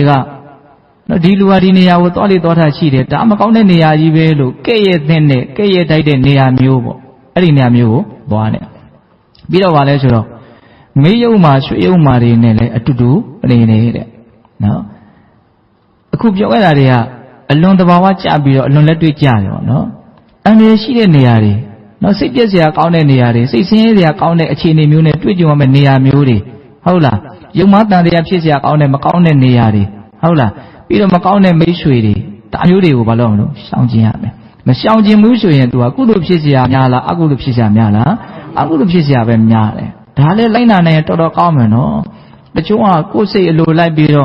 ့နော်အဲ့လိုမျိုးအနေရှိတဲ့နေရာတွေသွားတယ်မတင်တော်တဲ့နေရာတွေသွားတယ်ပြီးတော့ပြဿနာတွေဖြစ်တယ်ဒုက္ခတွေများတာပေါ့နော်ဒါအခြေခံစပြီးတော့မြတ်စွာဘုရားရှင်းပေးတယ်လို့တောင်ဆိုနိုင်တယ်ဟုတ်လားဒါကြောင့်ဒီလိုနေရာမျိုးကိုရှောင်ကျင်ခြင်းအဖြစ်အကုသိုလ်တွေကိလေသာတွေအတောတရားတွေမဖြစ်အောင်ကြိုးစားမယ်ဒါမရှောင်ကျင်ရင်ဖြစ်နိုင်တဲ့ကိလေသာအတောတရားကိုရှောင်ကျင်ခြင်းဖြစ်မဖြစ်အောင်ကြိုးစားမယ်လို့ပြောတာဒါလည်းလက်တွေ့လိုက်နာကျင့်သုံးနိုင်မယ်ဆိုရင်အများကြီးသက်သာခွင့်ရနိုင်တယ်နော်ဒါကြောင့်စိတ်အလိုမလိုက်ဖဲနဲ့ဒီနေရာကငါသွားတဲ့နေရာလားဒီလိုနဲ့ငါပေါင်းတဲ့နေလားအများကြီးစဉ်းစားဖို့လိုလားစဉ်းစားဖို့လိုတယ်နော်စိတ်အနှောင့်အယှက်ဖြစ်စရာကောင်းတဲ့နေရာမျိုးကိုရှောင်ဖို့လိုတယ်စိတ်အနှောင့်အယှက်ဖြစ်စရာကောင်းတဲ့လူတွေကိုရှောင်ဖို့လိုတယ်ဟုတ်တယ်မဟုတ်လားအဲ့ဒါဆိုလို့ရှိရင်အကုသိုလ်ဖြစ်စရာအလိုလိုနေမသွားဘူးလားနေသွားနိုင်တယ်ဒါကဦးဇင်းတို့ပရိဝေဇန မရှောင်ကျင်လင်ဖြစ်နိုင်တဲ့ကိလေသာအတောတရားကိုရှောင်ကျင်ခြင်းဖြင့်ပယ်နိုင်အောင်ကြိုးစားရမယ်။မကောင်းမှုရှောင်ဆိုတာလေးတွေကိုအကျုံးဝင်အောင်စဉ်းစားရမှာနော်။ဟုတ်လား။နှစ်ခုရှိသွားပြီတော့၄ခုရှိသွားပြီ။ဟုတ်လား။နောက်ဦးဇင်းတို့၅ခုမြောက်ကဝိနောဒနာပယ်ဖြောက်ပယ်ရှားတယ်။ကိုယ်မှဖြစ်လာပြီဆိုတဲ့နောက်မှာဖယ်ဖို့ကြိုးစားတာ။သူကအဓိပ္ပာယ်တစ်မျိုးနော်။ခုနကတော့ဖြစ်နိုင်ရည်ရှိတဲ့အရာတွေကိုမဖြစ်အောင်ကြိုတင်ပြီးတော့ရှောင်တာ။မျိုးစုံဟောတာနော်မြတ်စွာဘုရား။ခုဝိနောဒနာရှောင်ကျင်ရမယ်ပယ်ရှားရမယ်ဆိုတာဘာကိုပြောတာတော့ဥပ္ပန္နကာမဝိတ္တကနာတိဝါတိတိပဇေတိဝိနောဒေတိနော်ဖြစ်ပေါ်လာတဲ့ကာမဝိတ္တကိုပယ်ရှားဖို့ကြိုးစားတယ်နော်နောက်တစ်ခါထပ်ပြီးတော့မဖြစ်အောင်ကြိုးစားတယ်ပျောက်သွားအောင်ဖျောက်ပစ်တယ်ကာမဝိတ္တလို့သုံးတယ်နော်ကာမဝိတ္တဆိုတာဘာပြောတာတော့ကာမဂုဏ်အာယုန်တွေနဲ့ပတ်သက်ပြီးတော့တွေးတောကြံစည်မှုလူငယ်တွေနားလည်အောင်ပြောရရင်တော့မြင်ဖို့စဉ်းစားနေတာကြားဖို့ပဲစဉ်းစားနေတာနော်အနံ့ရသာစားဖို့တောက်ဖို့ပဲစဉ်းစားနေတာတွေ့ဖို့ထိဖို့ပဲစဉ်းစားနေတာအဲ့ဒါကိုပါခေါ်တော့ကာမဝိတ္တသူအကြည့်တော့လာလို့ရှိရင်သူကဒုက္ခတွေကိုဖြစ်စေလိမ့်မယ်ဒါကြောင့်မလို့သူကိုယ်တန်တန်မှာဖြစ်လာပြီဆိုလို့ရှိရင်သူ့ကိုနော်နာတိဝတိတိတိမခံရဘူးတဲ့ဟောခုနကတော့စကလုံးလေးနဲ့ဆန့်ကျင်ပဲနော်ဆိုတော့အဓိဝတိတိတိခံရမယ်ဆိုတဲ့နီးလန်းလာတယ်နော်အခုပါလဲတော့တိမခံရဘူးတဲ့နော်နာတိဝတိတိတိမခံဘူးဘာလို့တိမခံရမှာတော့ကာမဝိတ္တကြီးဖြစ်လာတာကိုသီးခံမနေနဲ့ငြိမ်းခံမနေနဲ့လို့ပြောတာသူ့ကိုဖယ်နေအောင်ကြိုးစားလို့ပြောတာဟုတ်လားနာတိဝတိတိတိမခံရဝဇဟတိပယ်ရမယ်ဝိနောဒိတိဖြောက်ပြရမယ်နော်ဗျံဒီကရောတိအနာဘာဝကမိတိတဲ့နောက်တစ်ချိန်ထပ်ပြီးတော့မဖြစ်အောင်ဒီကိုပဲကြိုးစားအထုတ်ပြရမယ်လို့အဲ့လောက်ထိဟောတာကာမဝိတ္တနော်ကာမဂုဏ်နဲ့ပတ်သက်တဲ့အတွေးပေါ့ပြီးတော့ပါတော့ဖြာပါဒဝိတ္တဒါပေမဲ့တို့သိပါတယ်ဒီဝိတ္တဆို၃မျိုးအတွေးကြံဆို၃မျိုးနော်ဗျာပါဒဝိတ္တဆိုတာဘာပြောတာတော့ဒေါသနဲ့ရှင်တဲ့အတွေ့ဟုတ်လားဒေါသနဲ့ရှင်တဲ့အတွေ့တစုံတရာမကျေနပ်မှုနဲ့နော်တွေ့ကြုံလာပြီဆိုလို့ရှိရင်စိတ်ထဲမှာစိတ်တိုးတယ်စိတ်ဆိုးတယ်ဒါနဲ့ပတ်သက်ပြီးတော့တွေးနေတယ်ကြမ်းနေတယ်ဒါပါလေဗျာပါဒဝိတ္တနောက်ဝိညာဏဝိတ္တတဲ့ဝိညာဏဝိတ္တဆိုတာကြတော့သူကဗျာပါဒဝိတ္တထက်ပိုပြီးတော့ဆိုးသွားပြီစိတ်တိုးယုံစိတ်ဆိုးယုံမကတော့ဘူး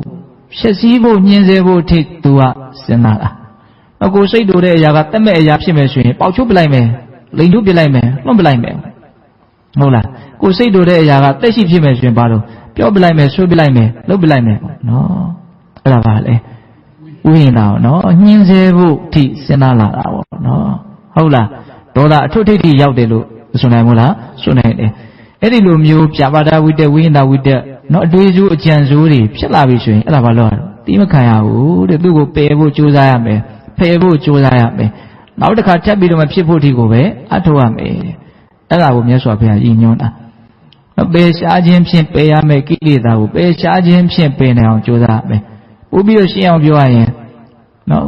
်ကိုယ်တန်တမှာလက်ခံထားမယ်ဆိုရင်အများကြီးကြီးထွားလာနိုင်တဲ့ဒီအကုသိုလ်ကိလေသာတရားတွေကိုလက်မခံမဲနဲ့ဘာလို့ရမလို့ပယ်ရှားပြရမယ်လို့ပြောတာဘယ်နှနည်းရှိသွားလဲနော်၅နည်းရှိသွားတယ်နော်နောက်ဆုံးဦးဇင်းတို့6ခုမြောက်နည်းကအလွန်ကျေပြန့်တယ်အဲ့ဒါကဘာလဲဆိုတော့ဘာဝနာပွားများခြင်းဖြင့်ဖယ်ရှားမယ်ကိလေသာကိုပွားများခြင်းဖြင့်ပဲပယ်နိုင်အောင်ကြိုးစားမယ်ဟုတ်တယ်နောက်အကုသိုလ်တွေကနောက်ဆုံးပွားများခြင်းဖြင့်ပဲအမြင့်ပြတ်ပယ်တတ်ပြကြမှာပေါ့နော်မပွားများလို့ရှိရင် तू ကအမြင့်ပြတ်မရဟုတ်လားအပေါ်ယံလောက်လုံးနေရင်ပေါ်ယံလောက်ပဲဖြစ်မယ်ပေါ့နော်ဒီနေ့မှာပွားများခြင်းအဖြစ်ပယ်ရှားမယ်ကိလေသာကိုပွားများခြင်းအဖြစ်ပယ်ရမယ်ဆိုတာဘာကိုဆိုလိုတာတော့ဘိုးစဉ်9ပါးကိုပွားများရမယ်လို့ဆိုလိုတာတဲ့ဟုတ်လားမပွားများရင်ဖြစ်နိုင်တဲ့ကိလေသာအာသောတရားတွေကိုပွားများခြင်းအဖြစ်မဖြစ်အောင်ကြိုးစားတာသူကြတော့သူကအကုသိုလ်ကိလေသာတရားတွေကိုအနုတ္တအဆင့်ထိပယ်ဖို့အတွက်ရည်မှန်းချက်ထားတဲ့ပုဂ္ဂိုလ်တွေကမလုပ်ကြအောင်လို့ကြိုးစားကြရမှာသူမပါလို့မရအောင်ဒီနေ့မှာဘုဇင်ဆိုတဲ့တရားလေးနော်ဘောဓိအင်္ဂဘုဇင်ကနော်ဘုဇင်ဆိုတာလေကဘောဓိရဲ့အင်္ဂရဲ့စကားလုံးနှလုံးပေါင်းထားတာနော်ဘောဓိဆိုတာကတစ္ဆာလေးပါးကိုသိတဲ့မဲ့ဉဏ်ကိုပြောတာအင်္ဂဆိုတာအစိတ်ပိုင်းနော်မဲ့ဉဏ်ရဖို့အတွက်လိုအပ်တဲ့အင်္ဂအစိတ်ပိုင်းတွေကိုဘောဓိအင်္ဂလို့ပြောတာအဲ့ဒါကိုပေါင်းလိုက်တဲ့အခါကျတော့ဘုဇင်ကအဲ့ဒါကိုဂါကိုဖျောက်ပြီးတော့ဘုဇင်လို့အလွယ်လေးဆိုရတာပေါ့နော်အဲ့ဘုဇင်ဆိုတာဘာလဲလို့မေးရင်မဲ့ဉဏ်ရဲ့အစိတ်ပိုင်းလို့ပြောတာလေဒီဆိုကြီးကဒီဘုဇင်ကိုဘယ်လိုအဓိပ္ပာယ်ဖွင့်လို့ဆိုတော့ငှက်တကောင်နဲ့ဥမာပေးတယ်။နောက်ငှက်တကောင်မွေးဖွားလာပြီဆိုရင်အမိဝမ်းကနေဥလေးဖြစ်နေမွေးလာတယ်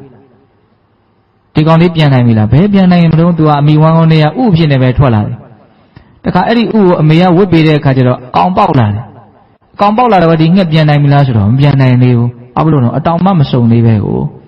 ဟုတ်လားဥအနေနဲ့တခါထွက်တယ်ဥရေရမှတခါထပ်ပြီးတော့ပေါက်တယ်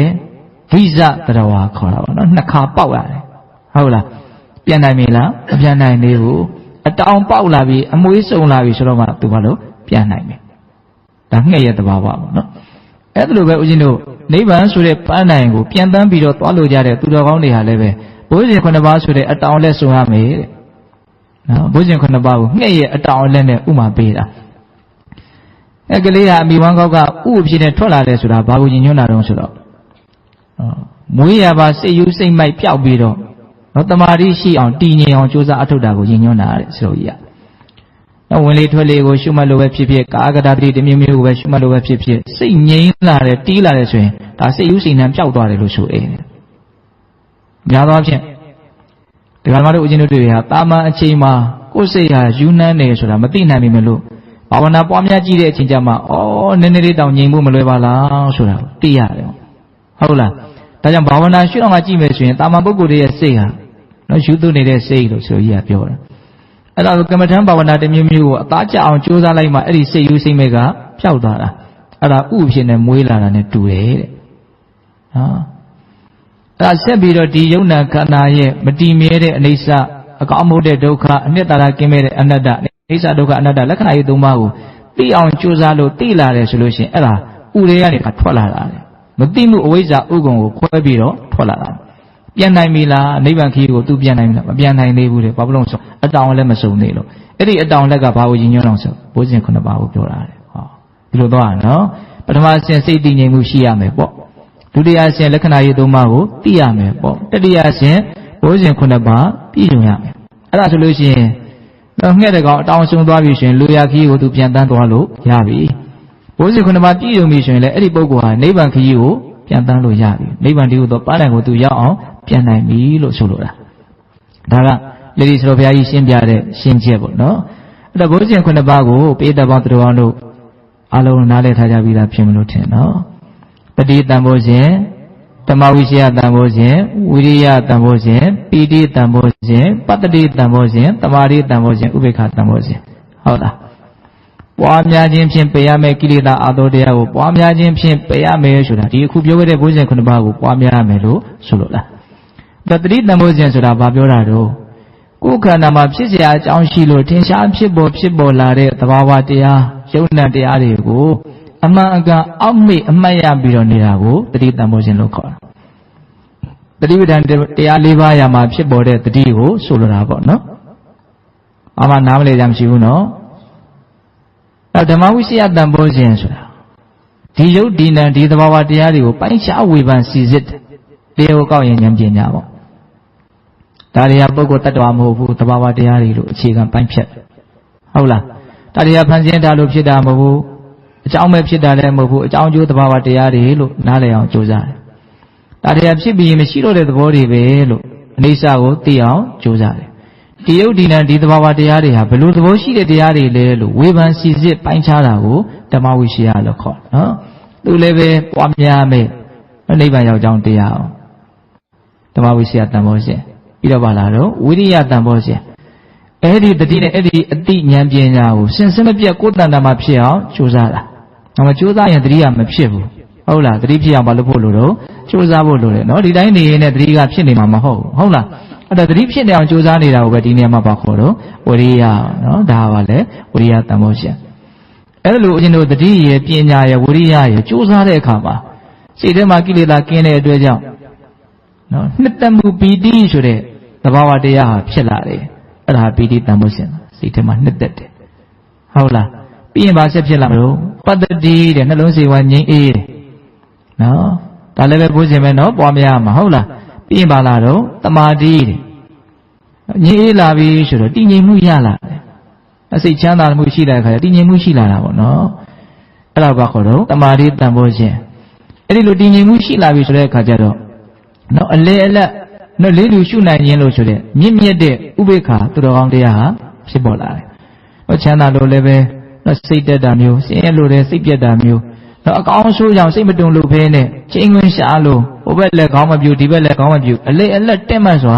နေနိုင်တယ်လွန်မြင်မာတဲ့သူတော်ကောင်းတရားတစ်မျိုးပေါ့နော်အဲ့ဒါဘာလို့ခေါ်တော့ဥပေက္ခအမြတ်သိမ်မွေးတဲ့သဘာဝတရားပေါ့နော်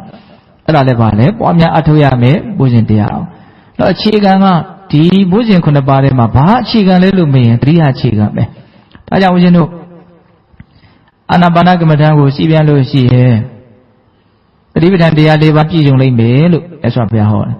တတိပဋ္ဌာန်တရား၄ပါးကိုပြည့်စုံအောင်လုပ်မယ်ဆိုရင်ဘုဇင်9ပါးပြည့်စုံလာလိမ့်မယ်လို့ဟောတယ်ဘုဇင်9ပါးပြည့်စုံလို့ရှိရင်ဝိဇ္ဇာဝိမု ക്തി လို့ဆိုတဲ့မဲ့ညာဘုံညာနဲ့ပြည့်စုံမယ်လို့ဒီလိုအကြောင်းကျိုးဆက်ဆက်ပြီးတော့ဟောတာလည်းရှိတယ်ဟုတ်လားဒါကြောင့်ပိဋကပေါင်းတို့ဒါဘုဇင်တရားလေးကိုအချင်းချုပ်ဦးဇင်ကပြောပြတယ်နော်အဲ့တော့နံပါတ်6အသုံးချရမယ့်နိလန်းနော်မပွားများနေရင်ဖြစ်နိုင်တဲ့ကိလေသာအသောတရားတွေကိုပွားများခြင်းအဖြစ်မဖြစ်အောင်ကြိုးစားရမယ်ဒေသနာမှာလာတဲ့အတိုင်းတိုက်ရိုက်ပြောရရင်တော့ပွားများခြင်းဖြင့်ပယ်ရမယ့်ကိလေသာတရားတွေကိုပွားများခြင်းဖြင့်ပဲပယ်နိုင်အောင်ကြိုးစားရမယ်ဒါရှုတော့မျိုးစုံကနေမြတ်စွာဘုရားဟောတာနော်အလွန်ပြည့်စုံတယ်လို့အစဉ်စိတ်ထဲမှာခံစားရတယ်ဟုတ်လားဒါကြောင့်အကုသိုလ်မဖြစ်ခြင်းမူဆင်းရဲဒုက္ခရဲ့အကြောင်းတရားပူလောင်ခြင်းရဲ့အကြောင်းတရားဖြစ်တဲ့အကုသိုလ်တရားတွေကိုကိုယ်ပေါ်မှာလည်းဖြစ်ခြင်းမူနှုတ်ပေါ်မှာလည်းဖြစ်ခြင်းမူစိတ်ထဲမှာလည်းမဖြစ်ခြင်းမူဆိုရင်ဒီနိလန်း6ရက်ကိုနော်ကျင့်သုံးကြဖို့မလိုဘူးလားလို့ရနော်သူ့နေရာနဲ့သူပဲနော်အကုန်လုံးကအရေးပါတယ်လို့မဆိုနိုင်ဘူးလားဆိုနိုင်တယ်နော်စောင့်ကြည့်မှုဖြင့်ပယ်ရမယ့်အာသောတရားကိုစောင့်ကြည့်ခြင်းဖြင့်ပယ်ရမယ်မှီဝဲခြင်းဖြင့်ပယ်ရမယ့်ကိလေသာတရားတွေကိုမှီဝဲခြင်းဖြင့်ပယ်ရမယ်သီးခံခြင်းဖြင့်ပယ်ရမယ့်ကိလေသာအာသောတရားကိုသီးခံခြင်းဖြင့်ပယ်ရမယ်ရှောင်ကျင်ခြင်းဖြင့်ပယ်ရမယ့်ကိလေသာအာသောတရားတွေကိုရှောင်ကျင်ခြင်းအဖြစ်ပယ်ရမယ်ဖယ်ဖြောက်ခြင်းအဖြစ်ပယ်ရမယ့်ကိလေသာတရားတွေကိုဖယ်ဖြောက်ခြင်းအဖြစ်ပယ်ရမယ်ပွားများခြင်းအဖြစ်ပယ်ရမယ့်ကိလေသာတရားတွေကိုပွားများခြင်းအဖြစ်ပယ်ရမယ်တဲ့ဟုတ်လားဒါကမကောင်းမှုရှောင်ဆိုတဲ့စကားလုံးလေးရဲ့အဓိပ္ပာယ်နော်ဘယ်လောက်ထိကျေပြန့်မှုနည်းနည်းမှုရှိလဲဆိုတာလေးကိုဆက်ပြီးတော့စဉ်းစားဖို့ဒီဒေသနာကိုပြောပြတာဟုတ်လားဒါကြောင့်ဒီကနေ့ညမကောင်းမှုရှောင်ကတော့ဒီလောက်နဲ့ပြီးအောင်နော်အချိန်ကစေနေပြီဟုတ်လားမနေ့ပြန်ကောင်းမှုရှောင်နော်ကောင်းမှုတွေရဲ့အကြောင်းပြောကြတာပေါ့နော်တပတ်ခါစိတ်ကိုဖြူအောင်ထားတဲ့အကြောင်းကိုပြောတာပေါ့နော်အဲ့တော့ဦးဇင်းတို့ပေးတဲ့ပေါင်းတော်အောင်တို့နော်ညာတိုင်းလုံးမယ်လို့ရည်မှန်းထားတဲ့အမြင့်မြတ်တဲ့တန်ရှင်းစင်ကြယ်တဲ့အချင်းမြတ်ကိုလည်းပဲကျင့်သုံးကြအောင်မယ်နော်တော့အလုံးနော်တရားဘာဝနာကိုနာယူပြီးတဲ့နောက်မှာနော်တရားဘာဝနာအလုပ်ကိုနော်ကြိုးစားအထောက်ကြရအောင်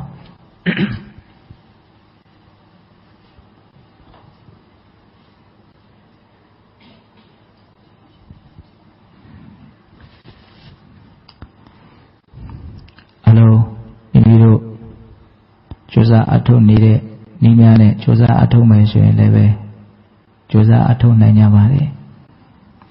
ဒီနေ့အသက်ရောက်လာတဲ့ပုံကိုယ်တွေလည်းပဲရှိတဲ့အတွက်ကြောင့်ဦးဇင်းတို့ပြောတဲ့နေ့တိုင်းကြိုးစားအထောက်မယ်ဆိုရင်လည်းပဲကြိုးစားအထောက်နိုင်ဖို့နည်းနည်းပြောပါမယ်ခန္ဓာကိုယ်ကိုတတောင့်တတအနေထားလေးနဲ့ထိုင်ပါချမ်းသာတယ်လို့လေးထိုင်ပါစိတ်ကိုလျှော့ထားပါခန္ဓာကိုယ်ကိုလည်းလျှော့ထားပါတင်းမထားပါနဲ့ခါကိုအနှင်းငယ်စမ်းထားပါခေါင်းကိုတဲတဲထားပါဘုရားယန္နာရိယသူတော်ကောင်းကြီးများအလွန်တန်ဖိုးထားပြီးတော့မျက်နှိုးတဲ့ဘာဝနာလုပ်ကိုကြိုးစားအထောက်ရတော့မယ်ဆိုတဲ့စိတ်နဲ့ဝန်တာမှုကြည်နုမှုအပြည့်နဲ့ကြိုးစားပါ10မိနစ်ခန့်ကြိုးစားကြမယ်မိမိတို့ရဲ့စိတ်ကိုနာသီးပြားကိုအာယုံဖြူပါဝင်လေဝင်နေတာရှိပါတယ်ထွက်လေထွက်နေတာရှိပါတယ်ဒီခန္ဓာကိုယ်ကြီးရှင်သန်ဖို့အတွက်ဒီဝင်လေထွက်လေဟာဒီခန္ဓာကိုယ်ကြီးကသူ့အလုပ်သူကိုလုံနေသောအဖြစ်ဖြစ်ပေါ်နေတယ်ကိုယ်ကလုံနေတာတော့မဟုတ်ဘူးခန္ဓာကိုယ်ကြီးကသူ့အလုပ်သူလုံနေတာလေလေးဝင်တိုင်းနာသီးပြားတနေရကိုထိခိုက်ပုတ်တိုက်ပြီးတော့ဝင်သွားလိမ့်မယ်ထွက်လေထွက်တိုင်းလည်းပဲနာသီးပြားတနေရကိုထိခိုက်ပုတ်တိုက်ပြီးတော့ထွက်သွားလိမ့်မယ်အဲ့ဒီဝင်လေထွက်လေကြောင့်ဖြစ်ပေါ်သွားတဲ့ထိမှုသဘောကိုတလက်ဆက်သိအောင်ကြိုးစားဖို့ပါဝင်လေဝင်တိုင်းထိတယ်ထိတိုင်းသိအောင်ကြိုးစားပါ ထွက်လေထွက်တိုင်းထီတယ်ထီတိုင်းတည်အောင်ကြိုးစားပါခန္ဓာမှာဖြစ်ပေါ်နေတဲ့သဘာဝအမှန်မှာဒါကိုမှန်မှန်ကန်ကန်သိနေခြင်းအဖြစ်ဒီခုနကပြောခဲ့တဲ့တတိတန်ဖိုးခြင်းကိုပွားများနေတာတတိဆိုတာပညာရဲ့အင်္ဂါအစိတ်ပိုင်းပဲနိဗ္ဗာန်ချမ်းသာကိုသိနိုင်မြင်နိုင်လို့အတွက်မဉ္ဇဉ်ရရှိဖို့အတွက်မဉ္ဇဉ်ရဲ့အင်္ဂါအစိတ်ပိုင်းတွေလိုအပ်တယ်အဲဒီတတိကိုစဉ်ဆက်မပြတ်ဖြစ်အောင်ဝိရိယနဲ့ကြိုးစားပါဝင်လေဝင်တိုင်းထီတယ်ထီတိုင်းတည်အောင်ကြိုးစားပါထွက်လေထွက်တိုင်းထီတယ်ထီတိုင်းတည်အောင်ကြိုးစားပါ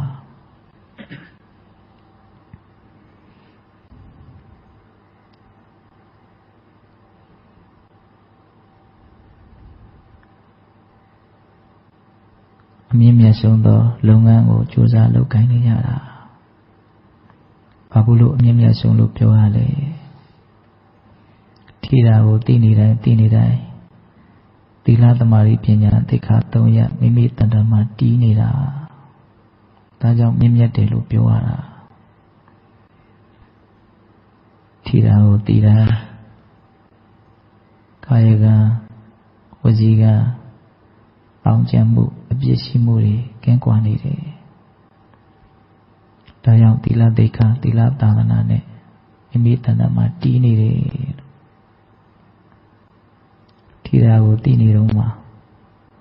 မနောကစိတ်ထဲမှာအောင်ကျမှုမရှိတဲ့အတွက်ကြောင့်သမာဓိသိက္ခာလည်းတီးနေတယ်ထီတာကိုသိနေတဲ့အချိန်မှာဝါခန္ဓာရဲ့အမှန်ကိုသိနေတာဖြစ်တဲ့အတွက်ကြောင့်ပညာသိက္ခာပညာသာသနာလည်းတီးနေတယ်ရှိနေတယ်ဒီလိုနားလည်ရမှာဒါကြောင့်ထီတာကိုသိတိုင်းတန်ဖိုးကြီးမားတဲ့အဆုံးအမတွေကိုလိုက်နာနေတာအလွန်မြင့်မြတ်တဲ့အလုပ်ကိုလုပ်နေတာဒါကြောင့်ဒီရောက်ကြိုးစားပါ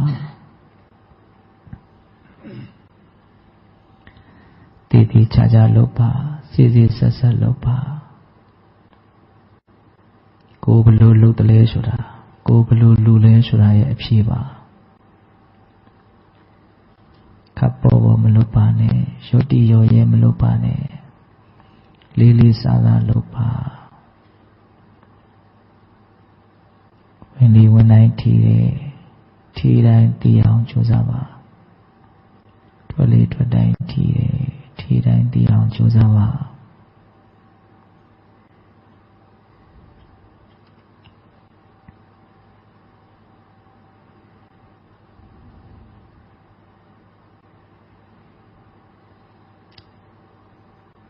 ဝေမှုစတော်ဘုရားကြီးကထီတာကိုသိနေတဲ့အချိန်မှာလောဘဒေါသမောဟတွေဖြစ်ခွင့်ရလို့မဖြစ်ဘူးဒါကြောင့်အလွန်မြင့်မြတ်တယ်လို့လူရင်းကြပြောပါတယ်ကိုယ်စိတ်ကလေးဖြူစင်တန်ရှင်းအောင်ကြိုးစားနေတာ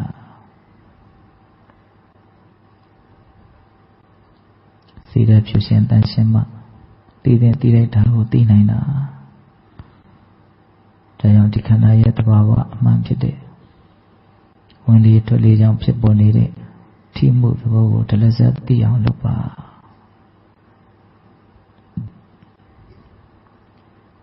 စိတ်အလိုမလိုက်ပါနဲ့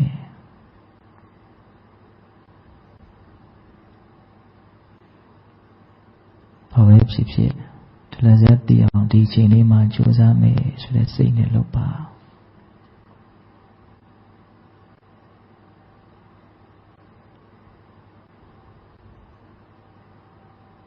လက်ဖြစ်တဲ့အတွက်တွင်မှာစိတ်ဟာကတိတသိန်းလောက်ဖြစ်ပြီးချုပ်တယ်လို့အလုံးကြားဘူးတယ်ထီတာကိုသိနေတဲ့ချိန်မှာအချိန်ကာလမကြာမြင့်မိမယ်လို့ကုသိုလ်ကောင်းမှုတွေအများကြီးဖြစ်သွားတယ်ဒါကိုနားလည်ဖို့လိုတယ်ထီတာကိုသိတိုင်းမြင်မာတဲ့ကုသိုလ်ကောင်းမှုကိုရအောင်ကြိုးစားနေတာ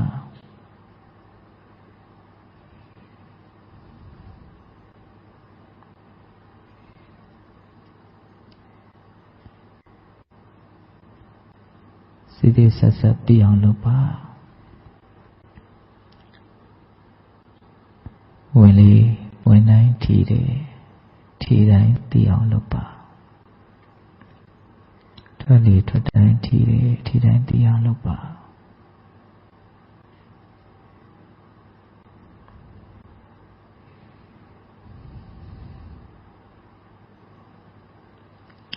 ဝင်လေတစ်ခုတွင်မှာ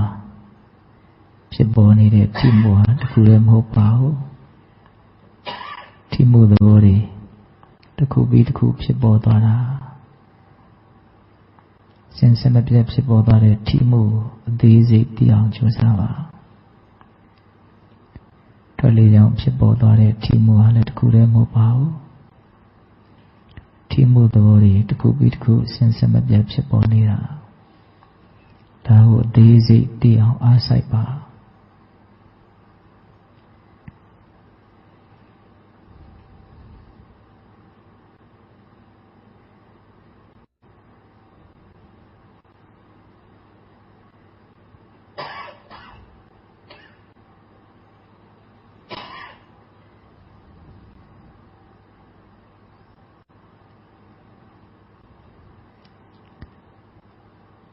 လုံနိုင်ခဲ့တဲ့အလုပ်ကိုလုပ်နေတာအကြောင်းလေးစုံလို့လုပ်ရတဲ့အချိန်လေးမှာစိတ်ပါလက်ပါထိထိရောက်ရောက်လုပ်ပါအချိန်ကာလခဏလေးရှုပ်ပြီးတော့ခပ်ပေါ်ပေါ်မလုပ်ပါနဲ့ပြီးပြီးပြင်းပြင်းလုပ်ပါ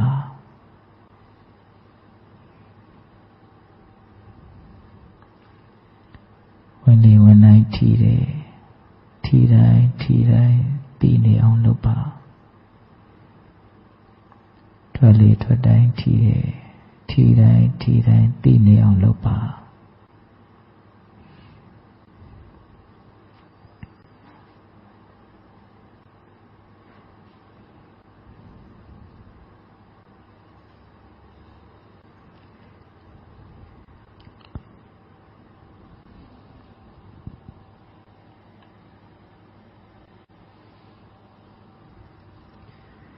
ဒီကသုံးပုံကိုအနှစ်ချုပ်ရင်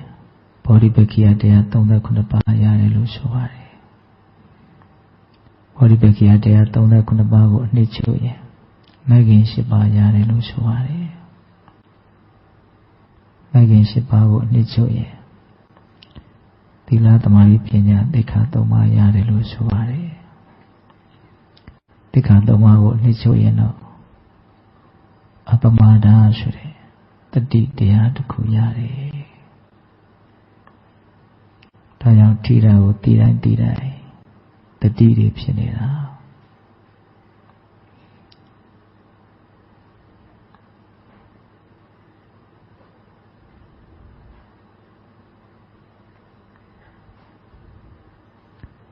တာမန်နေတဲ့အချိန်နဲ့မတူပါဘူးတာမန်နေတဲ့အချိန်ကတောင်တွေးမြောက်တွေးဥတ္တရာမဲ့တွေးနေတာ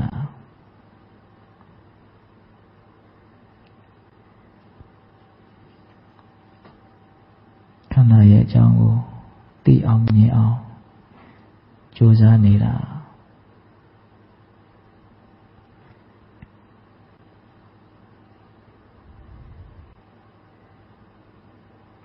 ဝင်လေဝင်တိုင်းထီတယ်ထီတိုင်းသိနေအောင်လုပ်ပါထွက်လေထွက်တိုင်းထီတယ်ထီတိုင်းသိနေအောင်လုပ်ပါ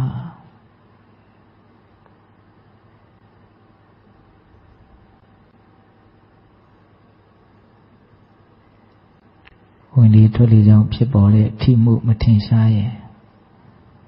မိမိခန္ဓာမှာတခြားဖြစ်ပေါ်နေတဲ့ထင်ရှားတဲ့ထိမှုသဘာဝတွေကိုသိပြီးတော့လည်းနေနိုင်နေတယ်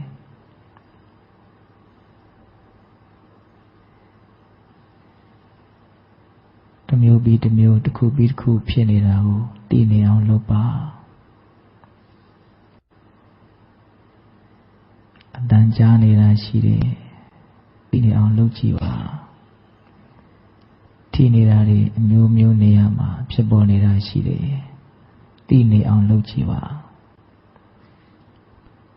စိတ်ထဲမှာတွေးကြံနေတာတွေရှိနေရင်ဖြစ်နေရင်လည်းအဲ့ဒါကိုသိနေအောင်လုပ်ပါဖြစ်ပေါ်လာသည်များကိုတလဇတ်သိနေအောင်ကြိုးစားမယ်ဆိုရင်လည်းရပါတယ်ဝင်လေထွက်လေကြောင့်ဖြစ်တဲ့ထိမှုသဘောထင်ရှားတယ်ဆိုရင်တော့အဲ့ဒီထိမှုကိုပဲတလဇတ်သိအောင်လုပ်ကြည့်ပါ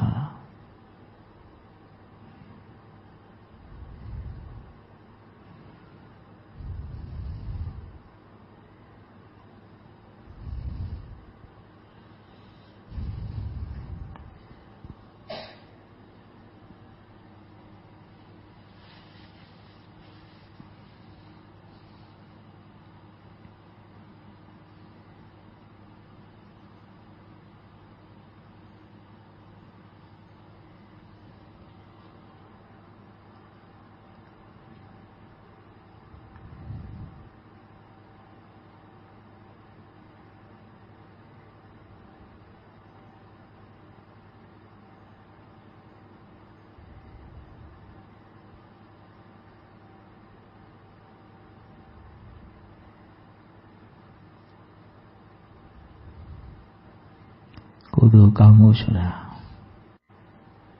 လုံးမယ်လို့စိတ်ဖြစ်ုံများနဲ့မြင့်မြတ်လာပြီလို့မြတ်စွာဘုရားဟောပါတယ်တကယ်လို့ဖြစ်တယ်ဆိုရင်ဘယ်ပြောဝယ်ရရှိမလဲလို့ဒီလိုဟောပါတယ်ဒါကြောင့်ကုသိုလ်ကောင်းမှုတွေထဲမှာမှတန်ဖိုးကြီးမှလာတဲ့ဘာဝနာကောင်းမှုကိုဖြစ်အောင်လုပ်နေတာဝင်လေဝင်တိုင်းထီတယ်ထီတိုင်းဒလဇတ်အသေးစိတ်သိအောင်လုပ်ပါထွက်လေထွက်တိုင်းထီတယ်ထီတိုင်းအသေးစိတ်ဒလဇတ်သိအောင်လုပ်ပါ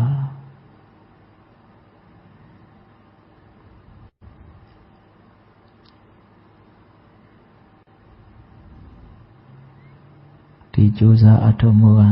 တန်ဖိုးကြီးလာတဲ့ကြိုးစားအထောက်မှုပါမဖြစ်သေးတဲ့အကုသိုလ်တွေမဖြစ်ဖို့ဖြစ်ပြီးသားအကုသိုလ်တွေကိုပယ်ရှားဖို့မဖြစ်သေးတဲ့ကုသိုလ်တွေဖြစ်ဖို့ဖြစ်ပြီးသားကုသိုလ်တွေတိုးတက်ခိုင်မြဲဖို့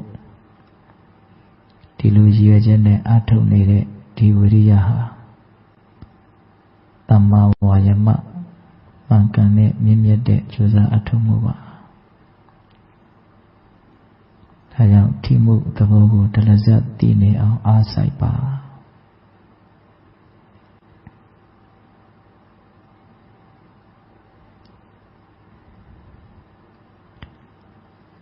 လောကမှာ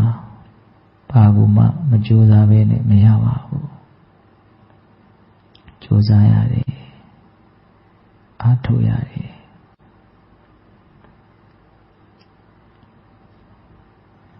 ကိုယ်ထဲမှာရှိတဲ့မြင့်မြတ်တဲ့အားတွေကိုထုတ်ပါ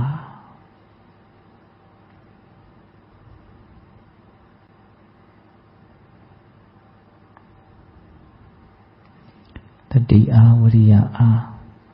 တတ္တအားသမာဓိအားပညာအားဒါတွေကိုကြိုးစားပြီးတော့ထုတ်ယူပါ